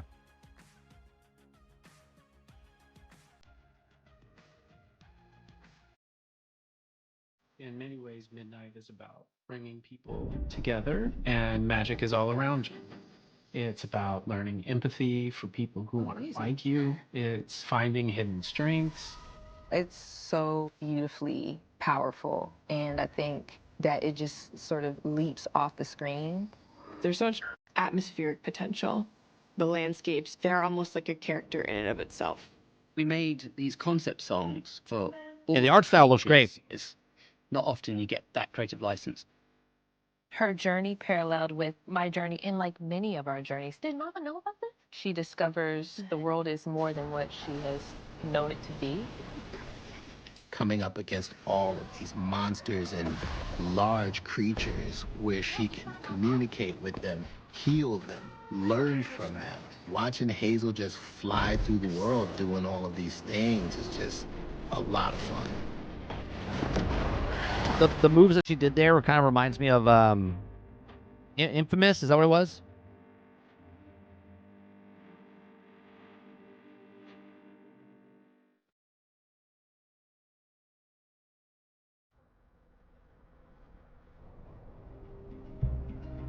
I like the art style. I like the claymation stuff that they do.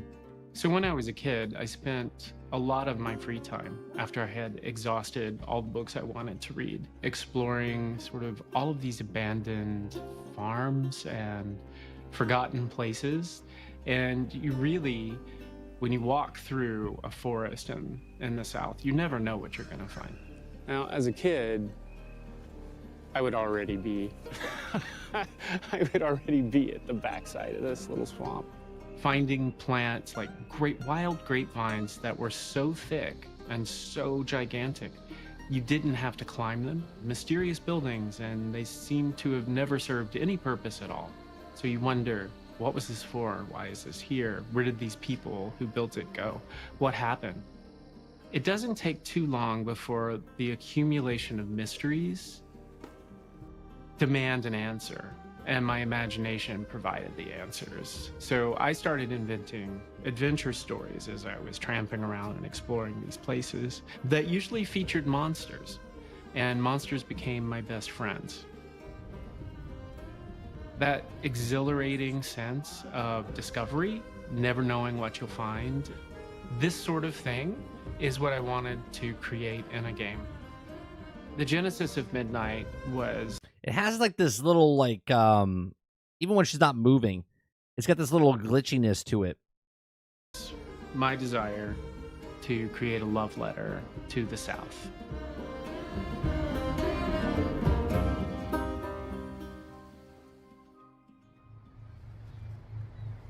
We are based in Montreal, which is in Quebec in Canada, and is pretty far from the South. We were lucky to have some team members who grew up in the South. None of us were experts in Southern folklore, but we had this monumental task. Yeah, it's almost like stop motion. It's like they made it claymation, and then it almost looks like they made the game, which we saw years ago. I forget what the game was called, where they literally made the game in claymation, and then they recorded it and then implemented it into the computer. I don't know if they did the same technology. Maybe they'll say it. Of building a world that was iconic, did feel authentically Southern. And it was with a bunch of creatures that no one in Montreal had ever heard of. I mean, there are lots of people in the South who haven't heard of some of these cryptids. We reached out to Donna Washington, who is a world-renowned storyteller. And she came to our offices and she told a story to the entire company at the time. And it was captivating, it was mesmerizing. So I spent, I don't even remember what it was, 2 or 3 days, telling stories and taking questions and just sort of immersing the team in folklore. The stories that come out of the southern, well, Gothic stories is kind of what you're dealing with in South of Midnight, are all stories about surviving. I mean, I love video games, and I love documentaries, but when I'm watching a documentary about video games, I want to see more gameplay than this stuff. Don't get me wrong, B-roll is cool, and they're telling a story, I get it, but this is not 30 on 30, you know what I mean? In difficult times. They're about facing the things that scare you. They're about tricking the things that scare you. They're about laughing at the things that scare you. But what was interesting with that team was as they got into the stories and they sort of joined us, it became clear, it became more obvious to them what the stories were about. Risky, thank you very much for the membership. Appreciate that. Of not just the South, but the Southern Gothic slant towards the Deep South. The Appreciate the stories support. are usually set in a small town. They usually involve something supernatural, and they're usually soaked in atmosphere. There's a thing that I like to think about called like an imaginary nostalgia for a place. So the idea is that, you know, it's okay if players have not experienced like where these genres came from originally, but we're sort of reimagining them and celebrating them again to create like a really cohesive, atmospheric world. And so for us, how I would have translated that to something visual is really leaning on the weight of the past. That's a big thing for Southern Gothic.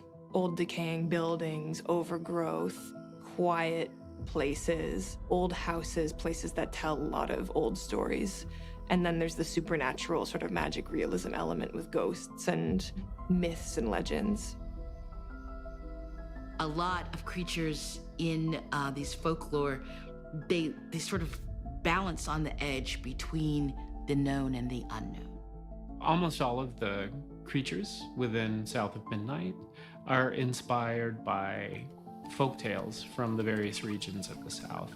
And if not a folk tale, it's taken from an urban legend that's well on its way to becoming a folk tale. Something's out there, clearly, something anomalous. People become obsessed with learning about them. But to date, no one's really gathered any conclusive evidence or proof that they exist, or really identified what they are. Yeah, that's basically what my backyard looks like in the mornings. The creatures are all Cobwebs on everything. inspired by real folk tales. However, there's not a lot of visual information on the exact look of these creatures, which gave us a lot of flexibility to interpret them. For me, getting the tone, mood, and making sure they had this sort of dark elegance to them was really important. So while you'll see haints everywhere, every region has a distinctive creature, and they rule entirely. So each kingdom is structured. Is this like an action adventure game? Have they said yet? So that you understand, how did a creature become a monster? The sort of variety of creatures that we have in South of Midnight is really cool. The creatures and just sort of like the wild Yeah, I've been to the Deep South. embodiment of like nature, but also human anxiety is very interesting. But also like human errors and challenges and the ways that we hurt each other sort of manifest as creatures as well. There's some sort of whispered rumors about creatures that you shouldn't cross, that Hazel has to. Each creature Southern Gothic game? That's not the genre, Mo. Just telling me what like you're pitching it to me. I have the Southern Gothic game. Yeah, but is it an action adventure game? Is it a RPG? Is it a... Hazel meets throughout her journey is going to have a specific impact on her. Some will be forcing her to face things that she has run away from. Others will simply create a huge sense of fear in her and summon her to dig deeper and to believe in herself. Now, ultimately, Hazel wants to assist creatures, But there are some that are not really alive. They are from a darker place, driven by trauma. They want. Yeah, it's definitely dark looking, Jason. The creatures, I think the gator looks fantastic, and all the bad guys, enemies, you want to say that they've shown so far, they all look wicked, like wicked good, not wicked like the back of the box of Wicked, where they're sending you to a porn site. Wicked, like they look good. Want to feed on guilt and fear, and these creatures she has to destroy. But the creatures with human souls, she wants to help. Magical realism is part of the vision for South of Midnight. Magic is real, monsters are real, the unexpected can happen at any time. But the farther you go from the town center or the urban center, the more magical the world becomes. And it becomes a... Why can't both things be good? You mean the back of the children's boxes with Wicked? Is that what you're talking about, Worlds? Driving force, because once you start to notice even minor details that are out of place or unusual, you want more, and that's the way we built Midnight.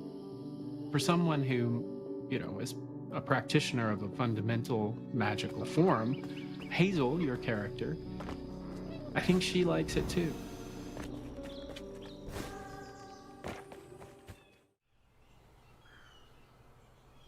I think if you're making a game set in real locations, you have to go to those locations as much as possible to sort of pick up on the vibe of these places. So in that spirit, I devised 2 week-long excursion/research trips to the South for all of the directors. Because South of Midnight is set in a sort of twisted alternate version of the Deep South, where we use different landscapes that are iconic to the Deep South. So we went to the Appalachians, we went to the swamps, we went to New Orleans, we went through the Delta, and South of Midnight has a bunch of archetypal locations from the Deep South. Hazel Flood, our main protagonist, she gets projected into this sort of folkloric version of the Deep South. We have the swamps, we have the Delta, we have the Appalachians, and we have... No, Dolphin, the Deep South is above me, which is funny. They call it the Deep South, but we're deeper south. But it turns back into... it doesn't look like this where I'm at, right? You either got to go south of us, in the actual Everglades and whatnot, but it doesn't look like this. And then if you go north into like South Georgia, Alabama, New Orleans, like that area over there, like certain sections, it gets like this. An area that's inspired by New Orleans.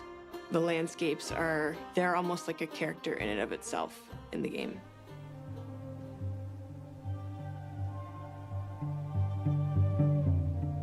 A lot of people who escaped from the plantation would go live in the swamps of like that right there is what it looks like over here in the Everglades and whatnot. National parks and stuff over here. This is what you'll see. Lots of swamp, wetlands. The Carolinas, people in like Florida and other places, they would go to the swamps because very few people are going to follow you into a swamp, and they made life work there, and I think that's really, really cool. A lot of people might hear about the Underground Railroad, but, you know, a lot of people don't know that the Great Dismal Swamp was like a stop on the way. Yeah, actual people think there's an actual railroad.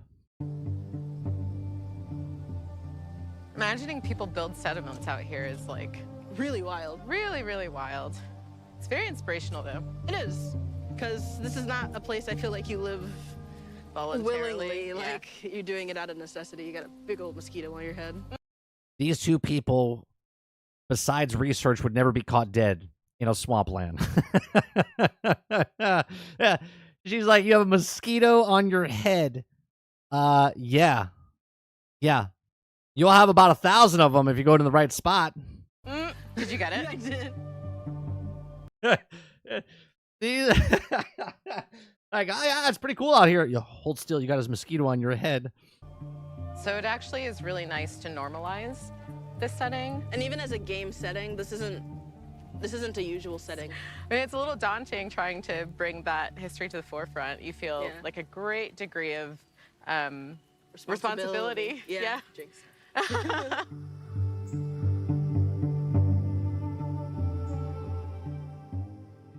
I like to make worlds that people might be familiar with in some way or another, but they might not realize they are, and twist them and sort of celebrate them. And I feel like we don't give players enough credit for wanting to see new Talk worlds. about the swampland smells. So as we're going through each of these locations, we're going to be introduced to a new creature, a new person.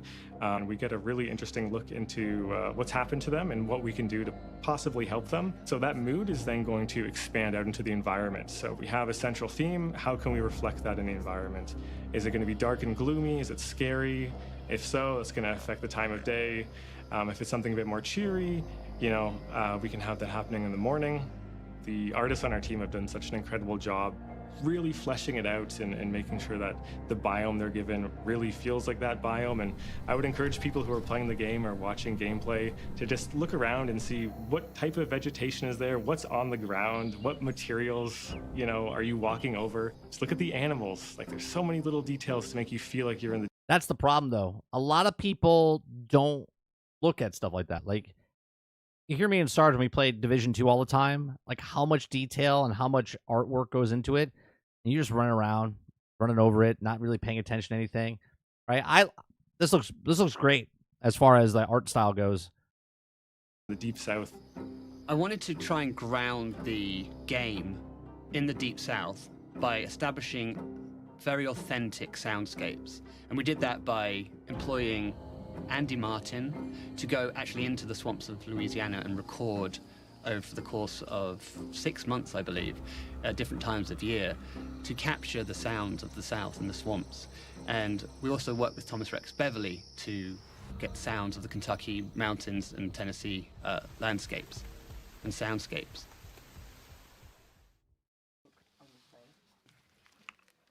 It's funny coming from you, Travis, since you're playing the game that also is on the list. Just saying. Look, where'd they go? Here, sheath. Because this game is so very specific, you know, Hazel being from the Southeast, Hazel being an athlete, you know, being a track star. And I wanted the intricacies of those things to really pop out in Hazel. And it's the type of subtlety that really brings a character to life.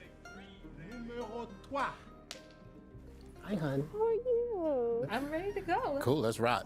Both Adrian and Nona, who play Hazel, have strong ties to the Southeast. Cool, so this first line, we're just gonna do 3 in a row, and this is you walking up to Bo's house. I had to grow up too fast. Nice. When I first seen a picture of Hazel, I was like, oh my gosh, that could really be me.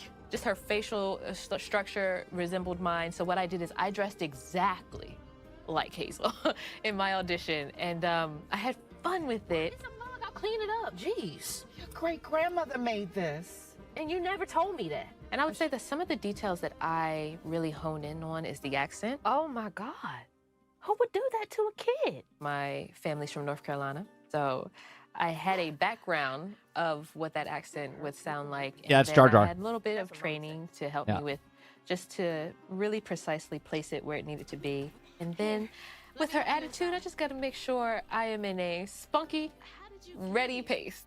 You know, she has sassiness, she has a modernness to her, but she's also respectful of her elders. She's also very empathetic. She's very driven, competitive. And I remember just feeling so connected. Her journey paralleled with my journey and like many of our journeys. This story centers around a young Black girl, so I couldn't help but be just in love with that idea. And I think Hazel, in the writing and the way that she's designed, it's so beautifully powerful. And I think that it just sort of leaps off the screen. And the way that she speaks and carries herself, the way that she allows herself to be vulnerable and scared and confused and unprepared, I think is something I'm really excited that we get to follow in this story, in her story. making bones. The handcrafted style is applied into everything. There's something soulful about that, and I think it resonates with a lot of people, and it felt really appropriate for this deep south, Southern Gothic dark fantasy to have this sort of organic, natural touch to the style. Who what? Yeah, I saw you jumping. We had to figure out a style where things are exaggerated, there's little thumbprints and imperfections, and everything kind of has this sort of twisted feeling to it. So we went and visited this stop-motion studio in Montreal called Clyde Henry, and they have a really special style. So they did do stop motion. Has this sort of dark, twisted eeriness that was something we wanted for South of Midnight, and we actually looked at their maquettes and looked at how they were made, and then the artists went back and we had to create techniques to reverse engineer how things are actually made by hand. Yeah, everything from the foliage to the props to the buildings to the characters, they all have a handcrafted look to them. Maybe I could help bottle up the paint. Oh, so they just did a handcrafted look to it, but it's not. So I'm the last person left here. So the animation style is just stop motion. So a lot. Oh, it is okay. It is stop of motion. the Then. narrative of the game is that you have Hazel, who is, while searching for her mother, coming across a number of people in the world who have gone through things. They have experiences. Everyone's got something that's made them a little rough. And while she has the power to weave and heal these sort of things, there becomes a sort of understanding of people's imperfections, those experiences that they've had, sort of define who they are as a character. It's nighttime. You can leave. This right here is why the budget's so high. Just to let you guys know.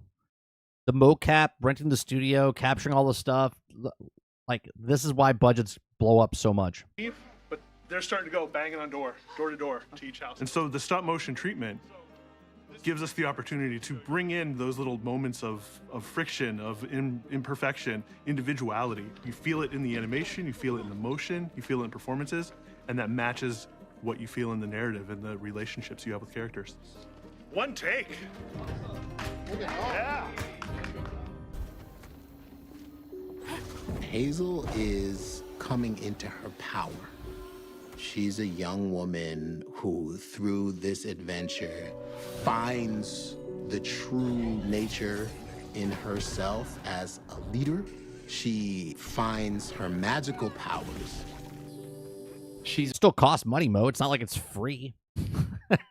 Awakening to a world of possibilities she did not know existed. So the main character that you control, Hazel. I'm not talking about the studio itself, why it costs money. It's capturing all the information, then putting it back into the computer, and then doing all the stuff with the manpower hours and stuff. That's why it costs so much money. Is a weaver. She's inseparable from her weaver abilities. All of them are calculated to make you more aware or continuously aware of how the weaver sees the world and how she can pull from the world to traverse in extreme ways that normal humans simply can't do. The most important metaphor about your abilities as a player is the perception of trauma in creatures. You can see it. It's like a cancer. So the ability to weave is you can take these big masses of dark energy and release it from each other, release it so the good can get in, so the good can thrive. And that's what I love about Hazel Flood is the things that she's doing are all a part of healing and helping others. So what is it, the story going her through trauma? Textiles and crochet and knitting, and we wanted to sort of take back this, which is traditionally considered more of a feminine art, and make it this powerful, beautiful magic. And we wanted it to really feel like this is how she does magic, is by manipulating these tangible strands. And the look of them was very much inspired by lace. Lace is very Southern Gothic. It's this like supernatural, living, sort of sentient material.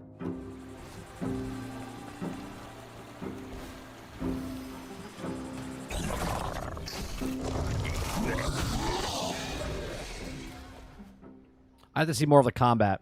They haven't shown much of it. I was looking for a strong blend. I want to know the type of like music, skill tree using upgrades, instruments and different types of musical things. You're just hitting the styles X that button. are You know what I mean? common to the various regions of the game that we were inspired by. Obviously, I from know that's not the real video. South. I remember David coming back from a trip to the south, and he had this epiphany. He told me that he wanted the action to equal musicality. Right. And I was very intrigued with this creative direction. I was like, okay, how do we do that? After knowing we needed action equals musicality, we thought of Olivier de Rivière, because he not only is he a great composer, he's also an amazing interactive music specialist. I can see that, Argus. I can see that. We wanted the music to be very much involved into the Well, like world. who said it earlier? Illustrate the world. They said it's on the DEI list. Who said that? Capturing what the player is doing moment to moment. It goes like ba, ba, ba, bang, bang, bang. But the more we're talking, the more I understood why. So it's already going to get ask me criticism to be before like, okay, it even comes out. Do a perfect blues. Do a perfect, like bluegrass music. Do a perfect country music. It was quite the opposite. It was more like, okay, take the flavor of this, but make it your own. Take it to another land. There was something from the South, which is songwriting. And so we, as compulsion, our writing team, and David, supplied those lyrics for these songs. Molly, Molly, woman in white, she'll snatch you up. But Forspoken wasn't hated because of that, Travis. Forspoken was hated because of the terrible gameplay and storytelling. A backstory in his voice. That's why it didn't sell. It's something. Not because there was a black in your soul, protagonist. I guess from the time you're born. I always said I'm kind of a, 25-year-old man in a 60-year-old body. It was important that it feel real. It's performed by people from the regions where the music is played or where the music originated. Tonight. Yeah, going to Nashville was something. It's alive. It's just music all over the place. Walking up and down the main stretch, I think it's called Broadway, hearing all the music. Well, the thing is, it's on coming Game out, Pass, seeing these right? performers, being able to go to the RCA studio and meet. So our it doesn't matter if it does good or well for game sales, because they just want people to get and $20 we wanted to work with these artists Game Pass. from the South, singers from the South, fiddle players, drummers, organ players. David was from a gospel church in Nashville, and the chords and play style is just incredible. Get enough Meeting sleep, the Travis? choir, and everyone's Did you get enough sleep got today? music running through their blood. It's amazing to be around, and often You they're sound angry. feeling quite inadequate. Feel good about this? All right, let's try that. Last night under. You're singing as the character. So you need to wear this sort of, persona that is not you, and you need to perform as Oh, absolutely, persona. Argus, So 100%. It's, I mean, look at it already. It's always magical when it happens, because the first takes, it's like a little bit, timid, a little bit like we Travis don't says, know, I got enough and sleep, then I just not a start to hypocrite. push. Oh my God. You're playing Veilguard. Like, I don't understand. I don't understand. You're saying that this is going to be garbage because of that, and yet you're playing a game that right now it's being judged on that. Holy Christ. And push, and push, and push. Oh my God. Mama will be there in the morning.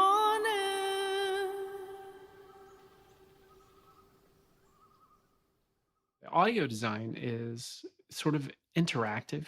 The more you embrace being a weaver, the more of the music of the universe you hear during gameplay. And we wanted the universe to literally talk to the player. And we used children's choir voices. And so the idea was like, okay, as you go through the level, you will unveil the backstory of each creature. And as you do this, you will as well unveil the song, but not in a way that is the final shape, but rather in an unsettling, sometimes disturbing way.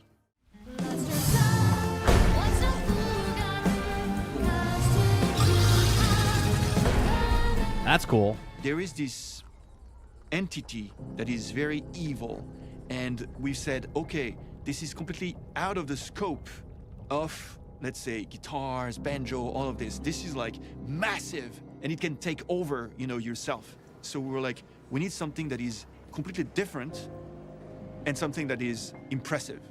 And that's why we picked up an orchestra for those moments. Here's the difference. Here's the difference that I think, though, Argus. There's a difference between, Forspoken came out and bombed, right? Was it Atlas Fallen? Was that the other one?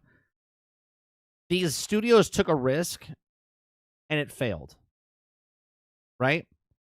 This studio is taking a risk of making a game like this, but the difference between those games succeeding or failing had to do with game sales. They didn't sell, and the only outlet for them to sell was this, right? Like, this platform. And it didn't sell very well, so it bombed. This is a Xbox studio, right? So obviously you can buy it, and you can buy it on PC day and date, okay, and it'll make sales. But they have a safety net, because when the game comes out, if it's not critically acclaimed and doesn't sell very well, it's still on Game Pass. It's still just another game they're putting on for $20 that month, and if people want to buy it, play it when they're on Game Pass, they're on Game Pass. So it softens the blow for a studio like this. So they're not going to close their doors because it failed, because it was meant just for that purpose. Now, I know someone's going to bring up Hi-Fi Rush, okay? Well, Hi-Fi Rush, for whatever reason, the market they were going for, it didn't hit in it. It got, 4 million plays, 5 million plays? We don't know the actual sales because they don't tell you. It won awards and whatnot, but take a risk. If it fails, it fails. But everyone complains it's the same games over and over and over, right? The art styles look the same. All the things look the same. When people come out, they got to try something new. If it fails, it fails. If it doesn't, then it's another IP that they can go down the road with.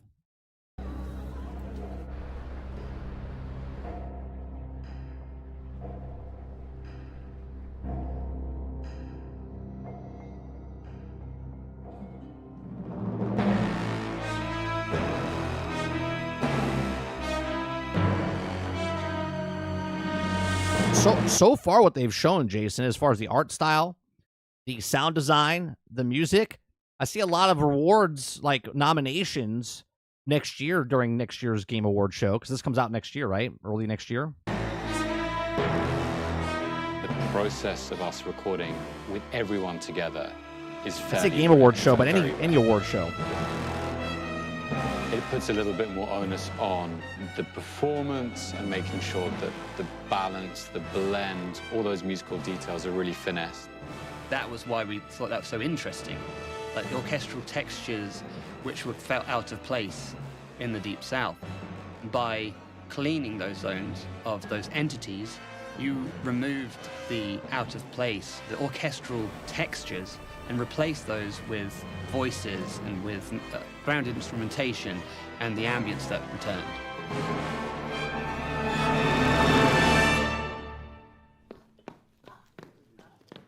I agree, Krebsy.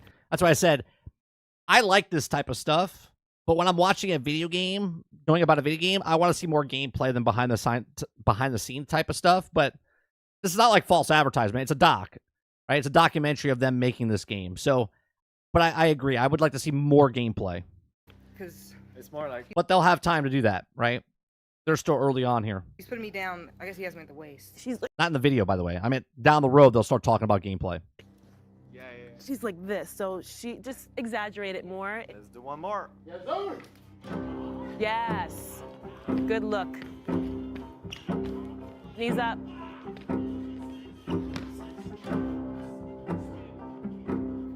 Collapse. Struggle. Not yet. The challenge is really the fact that a character like Hazel in a game like this hasn't really been done before, and it hasn't been done in a way that really brings to light what it is like to be a young Black woman in this time period with these challenges and the complexities that come with that. I mean, when I think about how many games are set in the South with a strong Black female lead, I don't.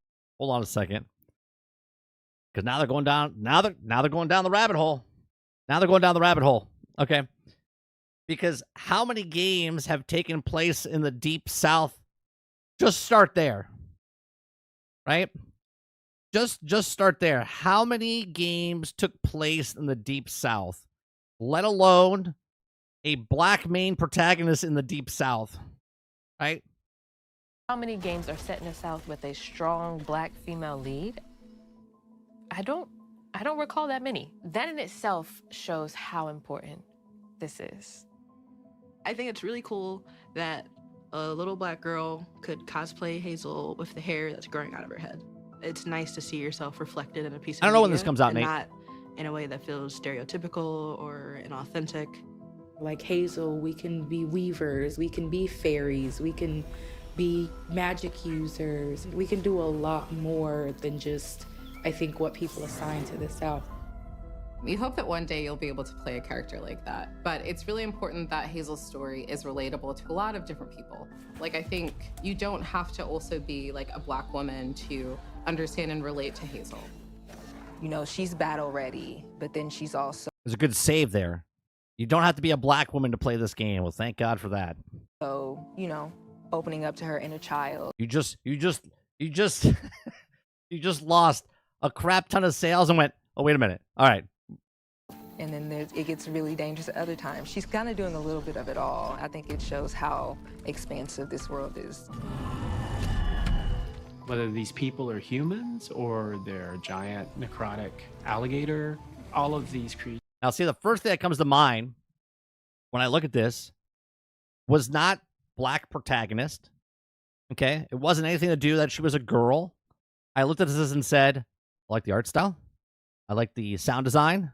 I like what the gameplay is showing so far, the little they've shown. I like the boss fights that they're showing. I think the design of them looks great. But then they have to go a little too far. And you're like, all right, here we go. Creatures are worth helping and helping in. Gamers just want a game. Gamers just want a game. In the way they want. Beautiful. Well done. I think that's just a really strong message that there is a power in healing. You know, we can actually heal through our pain. And it's a journey of finding empathy for those who seem like they shouldn't receive any at all. I think that's really important. I think that's something that makes this game so important and so unique. When's the last time people played a game that was set with dragons, that has lots of dialogue, set in a fantasy world that you can be a dwarf? Oh. 94% of you are dwarfists. I'm going to be sad to leave the world of Midnight. Having family that lives in the Deep South, there's just so much there from a cultural standpoint that just has endless depth and interest. This game has allowed us to really dive into that. I just want it to be something different. Alligator petting zoo. That sounds like a nightmare. I want people to dive in and be like, I had never played anything like that before, or this was a totally new environment or very weird setting. I think people are going to go into this and walk away seeing a lot of characters and locations they're not familiar with. I think it is unique and different. In the end, I'm even surprised by the final music. I think everybody will be surprised. That's why it's a very big pleasure and a privilege to work on a production like this, because art prevails. I think that it's important to show the folklore, the magic, and the creatures. That shot right there, I literally have a tree. Were they in my backyard? That looks... We have a tree like that looking over a lake. Okay, that could be. To show the folklore, the magic, and the creatures in the South, and share them with the whole world.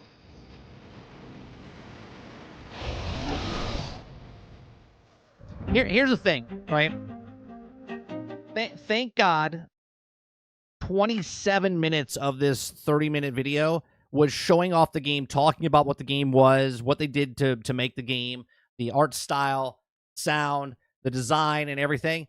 Sometimes, just sometimes, the little things that you say do hurt more than they think promotes, right? And I'm not saying, just imagine if there's a game, if I said, what was the last time we played a white protagonist in a city, whatever, right? At that moment, you make it about that particular thing instead of just being, we're just trying to tell a story of this girl in the Deep South, and I hope you play the game, like type of thing, right? Instead of saying, this is why we're doing it, so little black girls can see this and fantasize about. It's like, cool, I get that, but someone's gonna look at this and go, "Oh, what is that, Mom?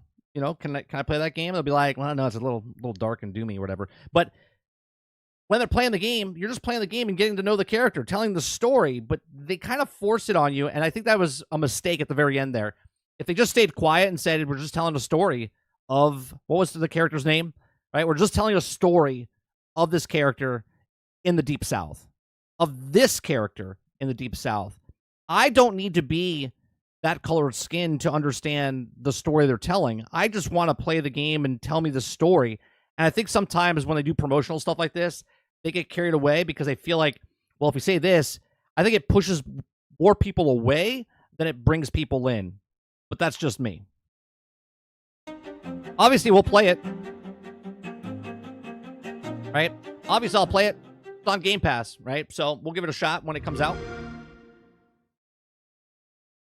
I don't gotta pay $70.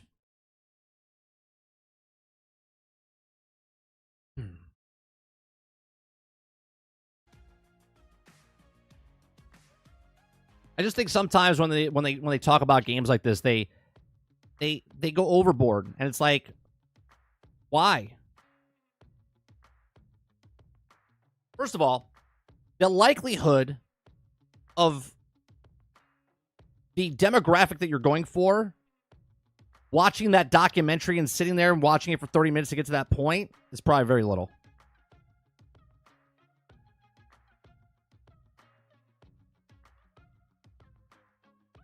I think there's more pros than cons here. Showing me what the game was. I wish they showed a little bit more game mechanics, talking about what the game was. Like leveling up, but like I said, still early on. They'll talk about down the line. It looks interesting. I like the art style. I like that type of art style.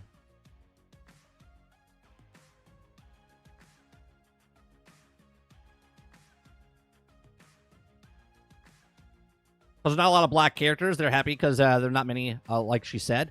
Yeah, but Nate, she said, how many games of a black protagonist in the Deep South games are there? You could have stopped at how many games are in the Deep South. Go ahead, I'll wait. How many games take place in the Deep South besides Red Dead Redemption 2?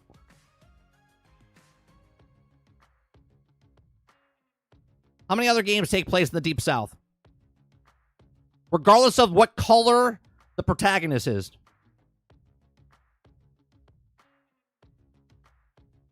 All right, send me an email with a list of them all. Okay? So many of them, right? It's like 5 or less. Fantastic.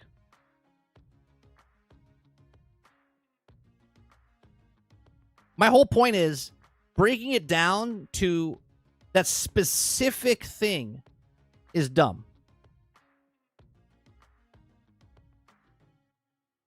Well, there's a black protagonist in that in The Walking Dead.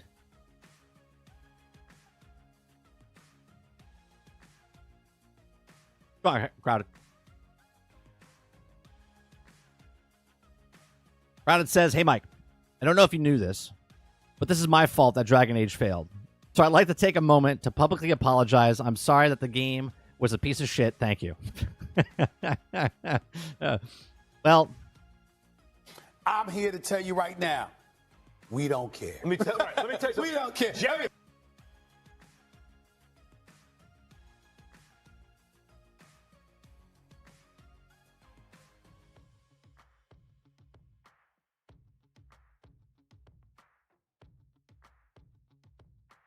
That this game is clearly being directed, marketing more towards those people. See, I hate... I would hate the game, any game, to come out and be judged just on that line that she said, right? If the game comes out and it's got good gameplay, good story, then it wouldn't matter, right? It wouldn't matter. You guys can thank Krebsy. Krebsy sent me a bunch of different ones, and I picked which ones I liked and put them in. That's the second half of your message. The game is clearly being directed and marketed more towards those people.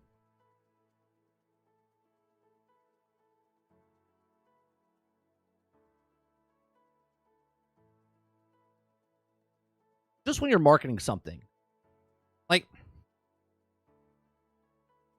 if I make cookies, I'm a bakery, I'm making cookies, right? And then I tell people, yeah, these cookies are only for fat people. That sounds terrible, doesn't it? Like, you don't say stuff like that. You just say, hey, I made these cookies, and these cookies are for everybody. That's what it is. They can't help themselves, though.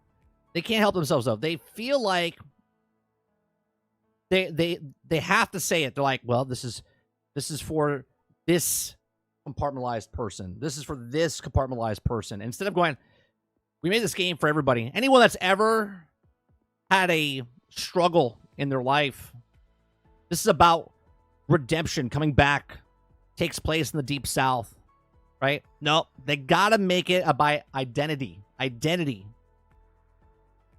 Can't you see that's the problem? Stop with the identity. It has nothing to do with the identity.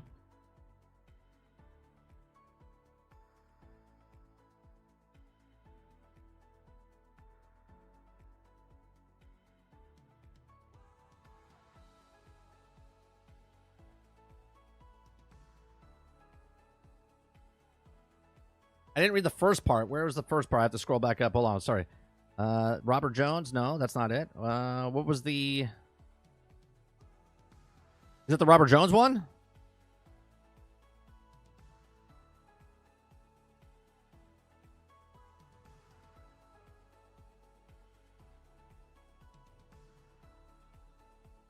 The last one that I see, Argus, was the one that you were talking to Robert Jones, which is this one.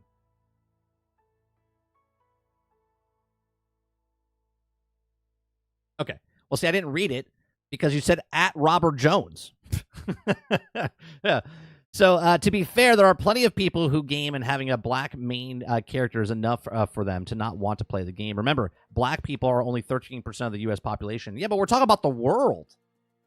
We're talking about the world. Not just people in the United States. But still, why does it always have to come down to the identity of the person like that's in the game?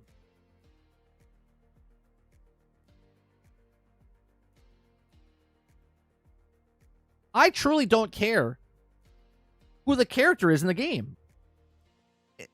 Like, the game is a story. If I open up a book and start reading the book, you tell me. The book tells me who the protagonist is, who the antagonist is, who am I rooting for, who am I rooting against. Just tell a story. A video game takes it to the next level because you can control that person.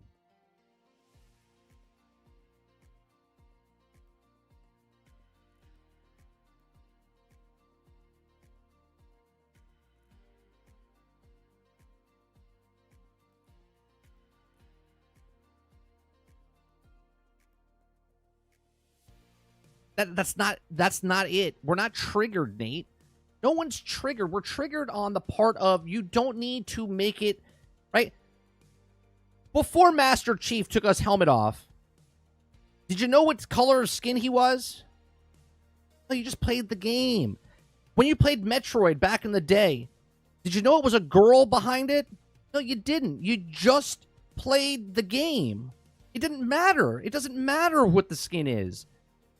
The people that it matters to is why they keep bringing up the person. I don't care.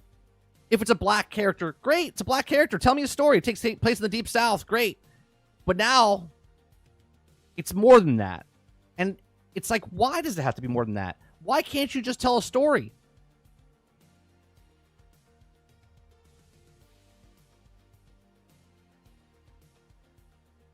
No, none of us care, Nate. That's it. Do you see the difference between this person is the character and you just play the game, and this is the character and this is why it's the character? Just tell me, let me play the game.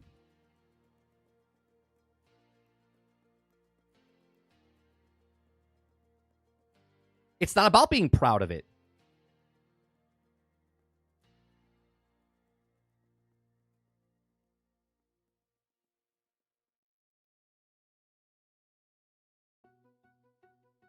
It's literally the definition of what she said.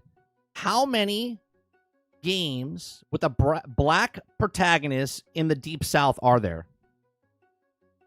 But you can say that about anything. It doesn't matter.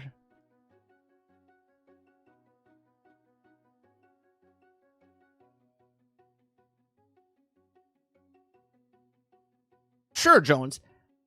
We're talking about why do they always make it about identity? Why?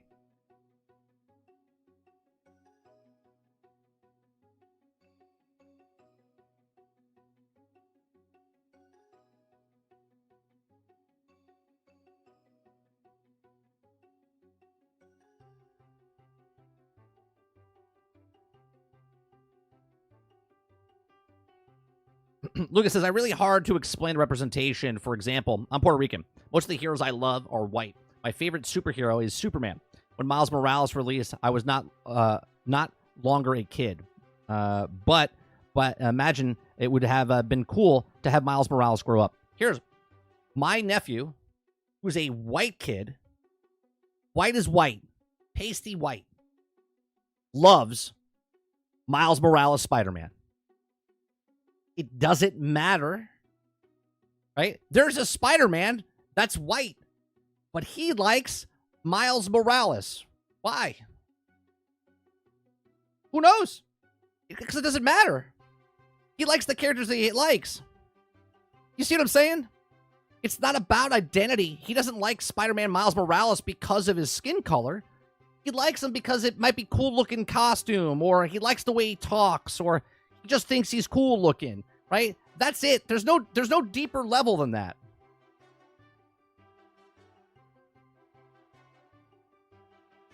It's okay to like things that are not you. It's okay.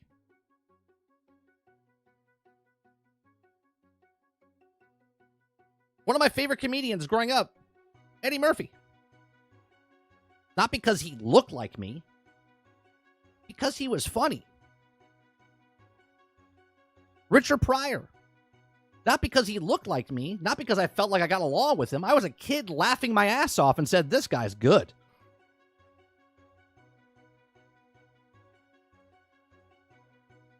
Eclipse says it's because he had a more badass suit, that's why.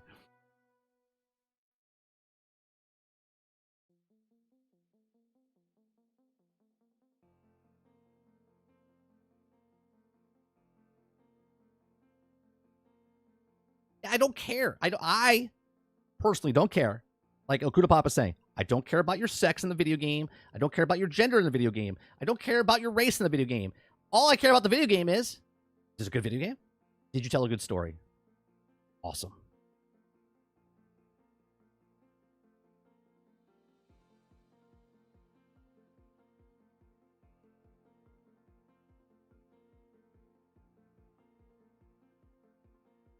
But here's the thing, Lucas. This goes even like farther down the rabbit hole. Oh, where I land, I do not know. But here I fall down the rabbit's hole.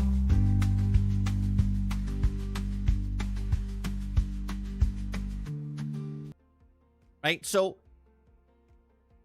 I 100%, right, get it where people look at it and go, growing up as a white kid, all the superheroes were white.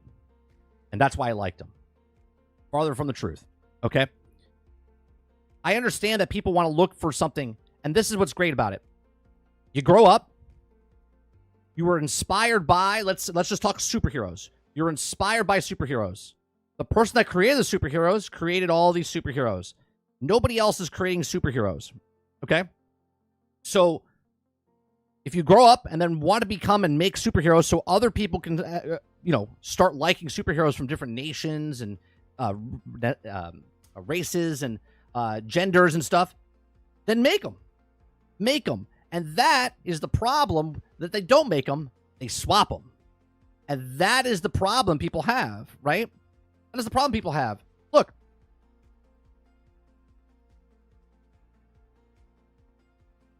Eric July, who has Rippaverse or whatnot, has his own comic book company, right? Created his own comic books. Ice him. This is a black superhero. Wait, does it match me? Right? I don't care. I want good stories. He made a Russian white woman. Okay? Like, he created his own comic book line because maybe he wanted to see himself. Maybe he wanted to tell different stories. He's not swapping people. He created his own IP. That is the problem that people have in society today. That people want to grow up and they're like, well, when I was growing up, I didn't have these things. You can have them. It's amazing. Everyone can make their own things. They don't have to take other people's things.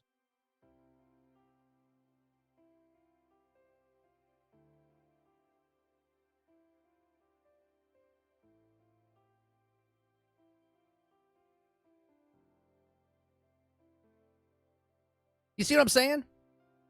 It doesn't have to be by identity. It doesn't have to be by identity. It just needs to tell a good story.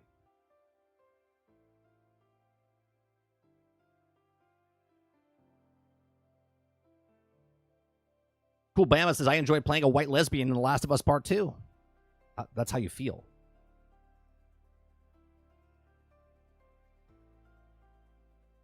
Right, Chris. And I'm not, and what she said is not like what broke the camel's back. It's just, why does it have to be about that?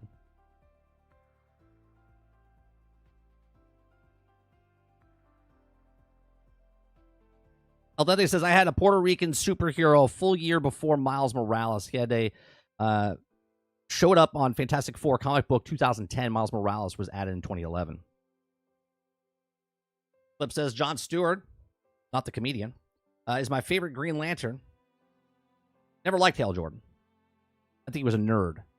You nerdist.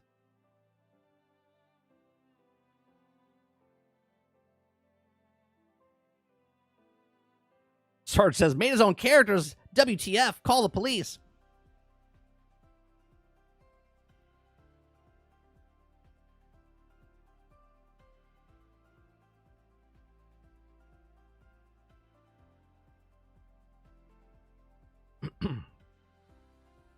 Spawn was iconic 90s. No one ever mentioned his race because he was just badass. Yeah. This Spawn right here.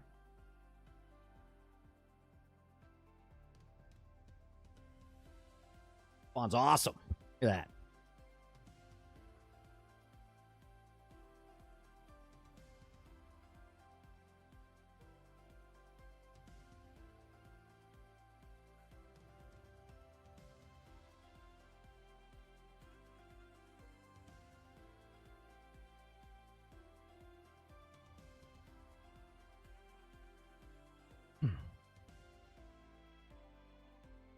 Lucas says, believe me, I understand that. Like I told you, me personally, I don't matter. It just looks like me. I wasn't an option growing up. So I attached the values to the other characters. Sure, but you attach those people because, like, you know why I like Spider-Man? Because when I was a white little nerdy kid, he was that person that was also a white nerdy kid, but it wasn't because he was white, because he was nerdy and then he had superpowers. It was cool. Right? Had nothing to do with him being white. Just like, oh, I'm nerdy. Oh, wow, he's got superpowers. That's cool. For me. Obviously, I'm not speaking for everybody else. Right? It doesn't matter for me. I don't care gender, race, sex, doesn't matter. I like Spider-Man because he was broke. Yeah.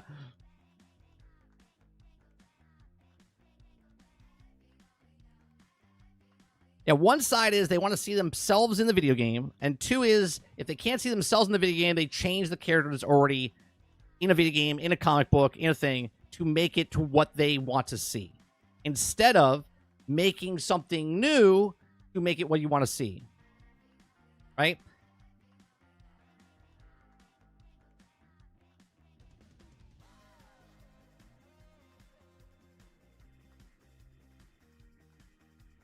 All right, I'm going to move the AMC story probably to tomorrow. I'll change the thumbnail to South of Midnight instead.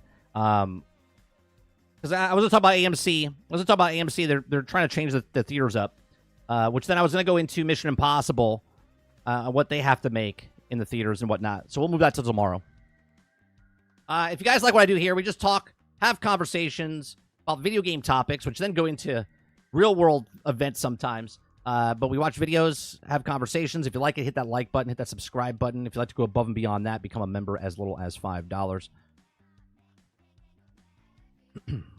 Lucas says, yeah, same reason why I love Superman. And then the values of Superman represent. Yeah, that's exactly it.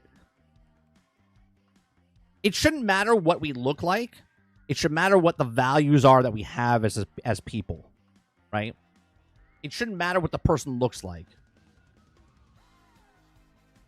Right? You like what this person represents, right? You like what that person represents. It shouldn't matter what we look like. But yet, there's that side that people just obsessed over identity. Identity.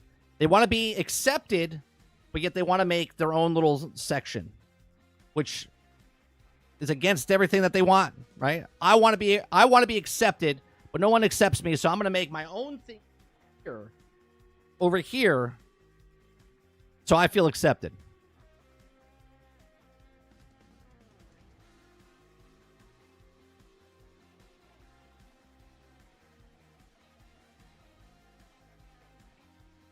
You know when I feel accepted? Back in the day when I was in a Call of Duty lobby and someone told me to go eat a dick. And I was just like, man, I'm a gamer now. I'm a gamer now. I felt accepted.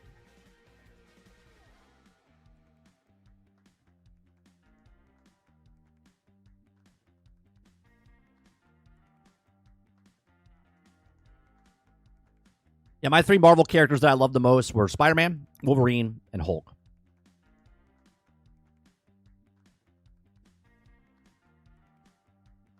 They did good with Spider-Man. Wolverine, they never want to put in a goddamn game. And Hulk, they make beta. That's what they do.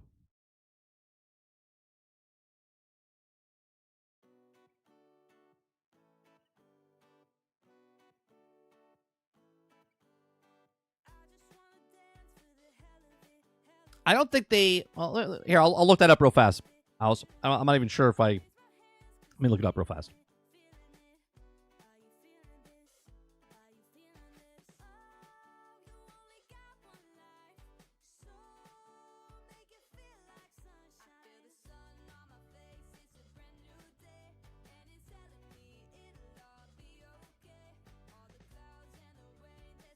Well, they have a couple of writing credits. Okay. They were a writer for Dragon Age Inquisition. They were Dragon Age Inquisition, The Descent. They were part of 2015 Star Wars The Old Republic, Knights of the Fallen Empire. They did Mass Effect Andromeda. They did Anthem. And now they did Dragon Age Veilguard.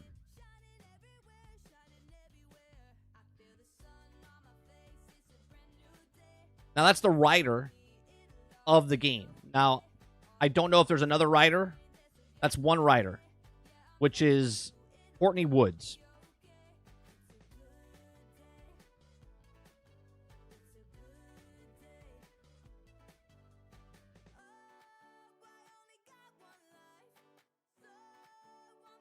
I'm trying to see if there's another person that...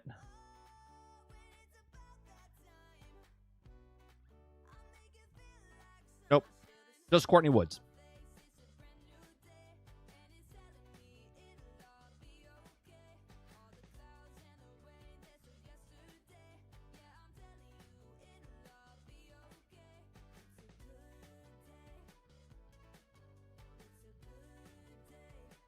Tosh autocorrects as trash. The more you know. Oh, man.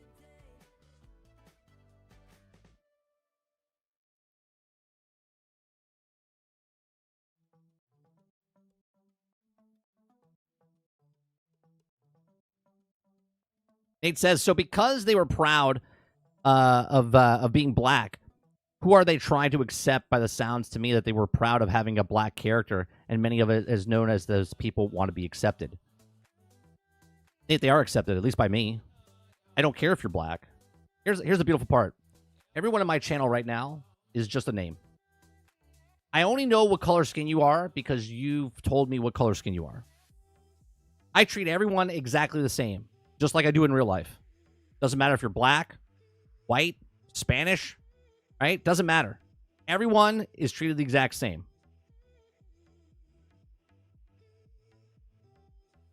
I don't treat anyone differently because of their skin. Me. I only can speak for me. Okay? But to make an identity of saying this game is for this ostracizes a bunch of people. It just does.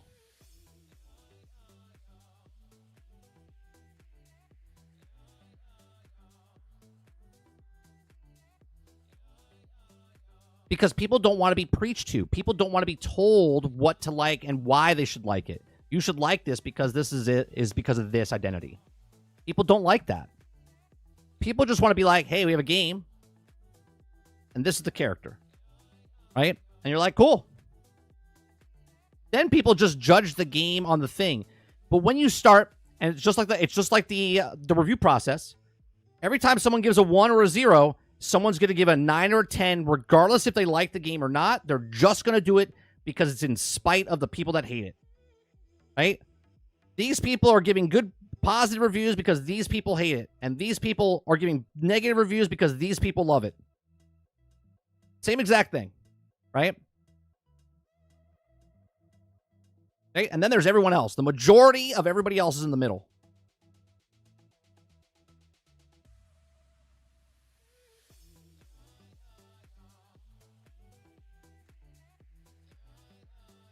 Arca says, if you make a game, a specific group of people, then you just have to understand that it will appeal less to the people that aren't that group. If you need to consider the size of the group you're appealing to. Right, and then they'll blame you that the game doesn't make them much money. How much money is going to be to spend in making the game and the group of people, right? You see what I'm saying? Like, if you tell me that this game is meant for this, Exhibit A to Exhibit B, and then it doesn't make money, they're like, well, these people didn't buy the game, so obviously they're racist. And we're like traveling sisterhood of a traveling pants, whatever. I remember when the story came out for the movie. They blamed the non-success of the movie because men didn't go out and watch it. It's a sisterhood of the traveling pants. The only men that went to go see that were men that went with their wives that made them go, or gay men that wanted to go see it. 90% of the men didn't want to go see the Sisterhood of the Traveling Pants because that wasn't a movie for them. Do you see what I'm saying? If you make something for a specific group, race, sex of people, the broader audience doesn't want to go watch it because you were told that it was made for this. So when it doesn't succeed, you can't blame the things that you didn't make it for.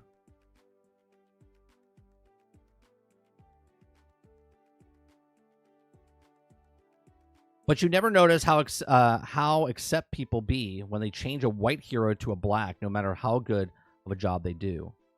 What are you talking about? There's plenty of characters they've changed from white to black. Nick Fury, no one hated Nick Fury when it was black. Right? Look, there's two things you're confusing here.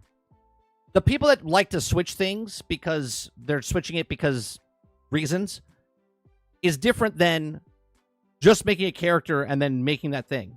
If you want to make the thing, right? If Eric July made his comic book and Isom didn't sell well, do you think he would go out and say, well, it didn't sell well because this set of people are racist? No, he would just say it didn't sell well, right? Because maybe that character wasn't good. The story wasn't good. Obviously, all his stuff is selling because the character and the stories, which is the most important thing in a comic book, is the characters are good and the story's good.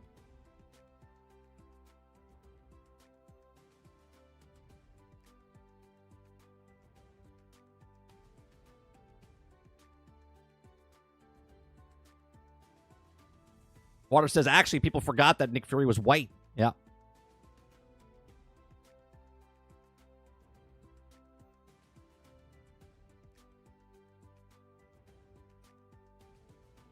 Well, yeah, because now the movies, Samuel L. Jackson is Nick Fury.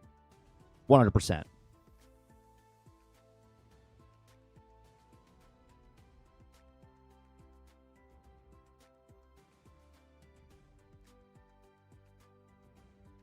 Correct, Nate. Because you took a character that was already existed and you changed it. Do you see the difference?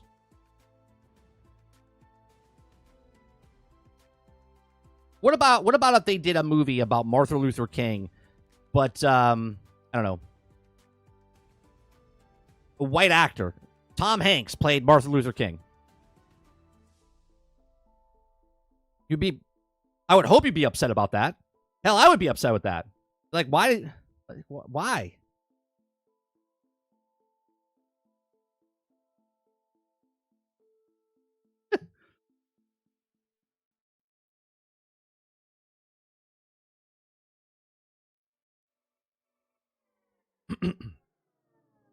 No, that's real?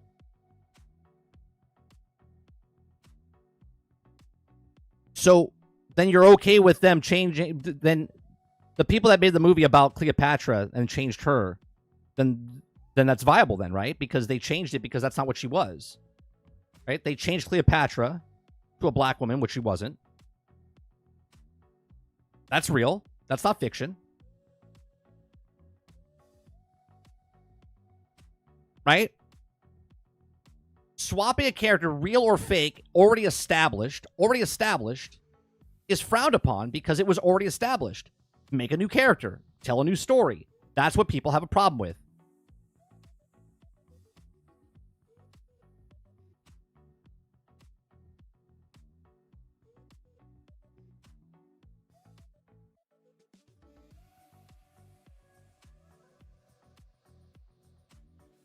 Things have a set, right? When someone writes a story, they have to set the parameters for the story. Otherwise, it's not believable. Doesn't matter if it's sci-fi, fantasy, or reality. When they tell a story, they have to set parameters. If you change those parameters after you build your fan base, people push back because that's not what they fell in love with. Simple as that.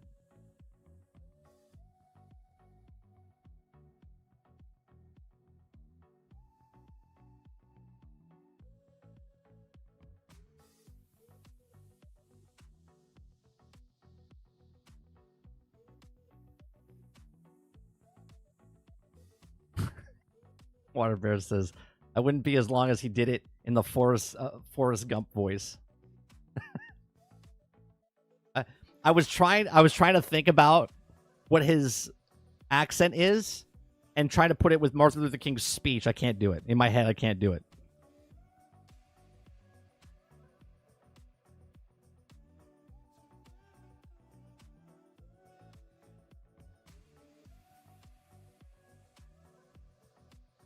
If you take a fictitious character that was already established as one side or the other, regardless of the actual race, religion, sex, and change it, people will have a problem with that.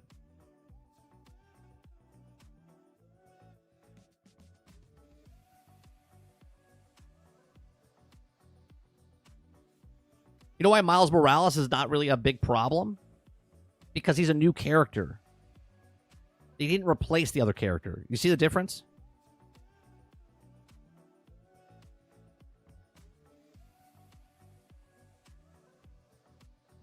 Miles Morales didn't replace Peter Parker. Peter Parker is still Spider-Man. Miles Morales is another Spider-Man.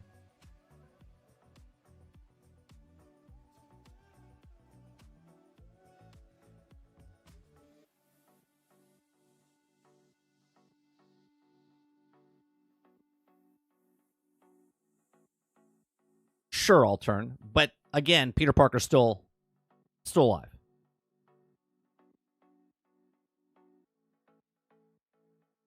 Right. X-23, you don't replace, you add.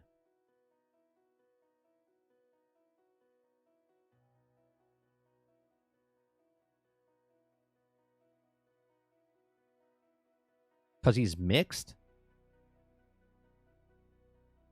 You think Miles Morales is accepted because he's mixed? Oh Lord! See, you made it about race.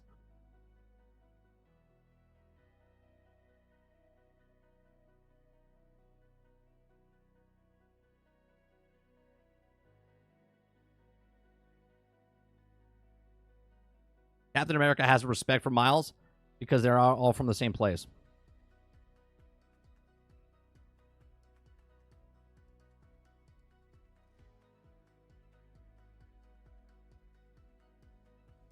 People were mad he was the better one to play with. See, now you're going into video game territory. You're moving the goalpost left and right. We're talking about the character. The character.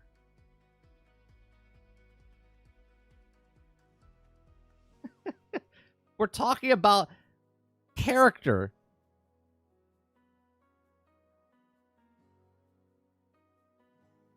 He didn't replace Spider-Man.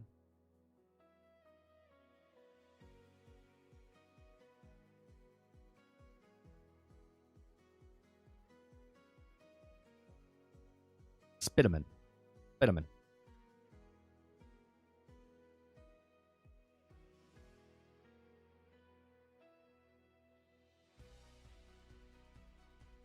It's just ridiculous. And on that note, we'll end the show. You guys have a great one.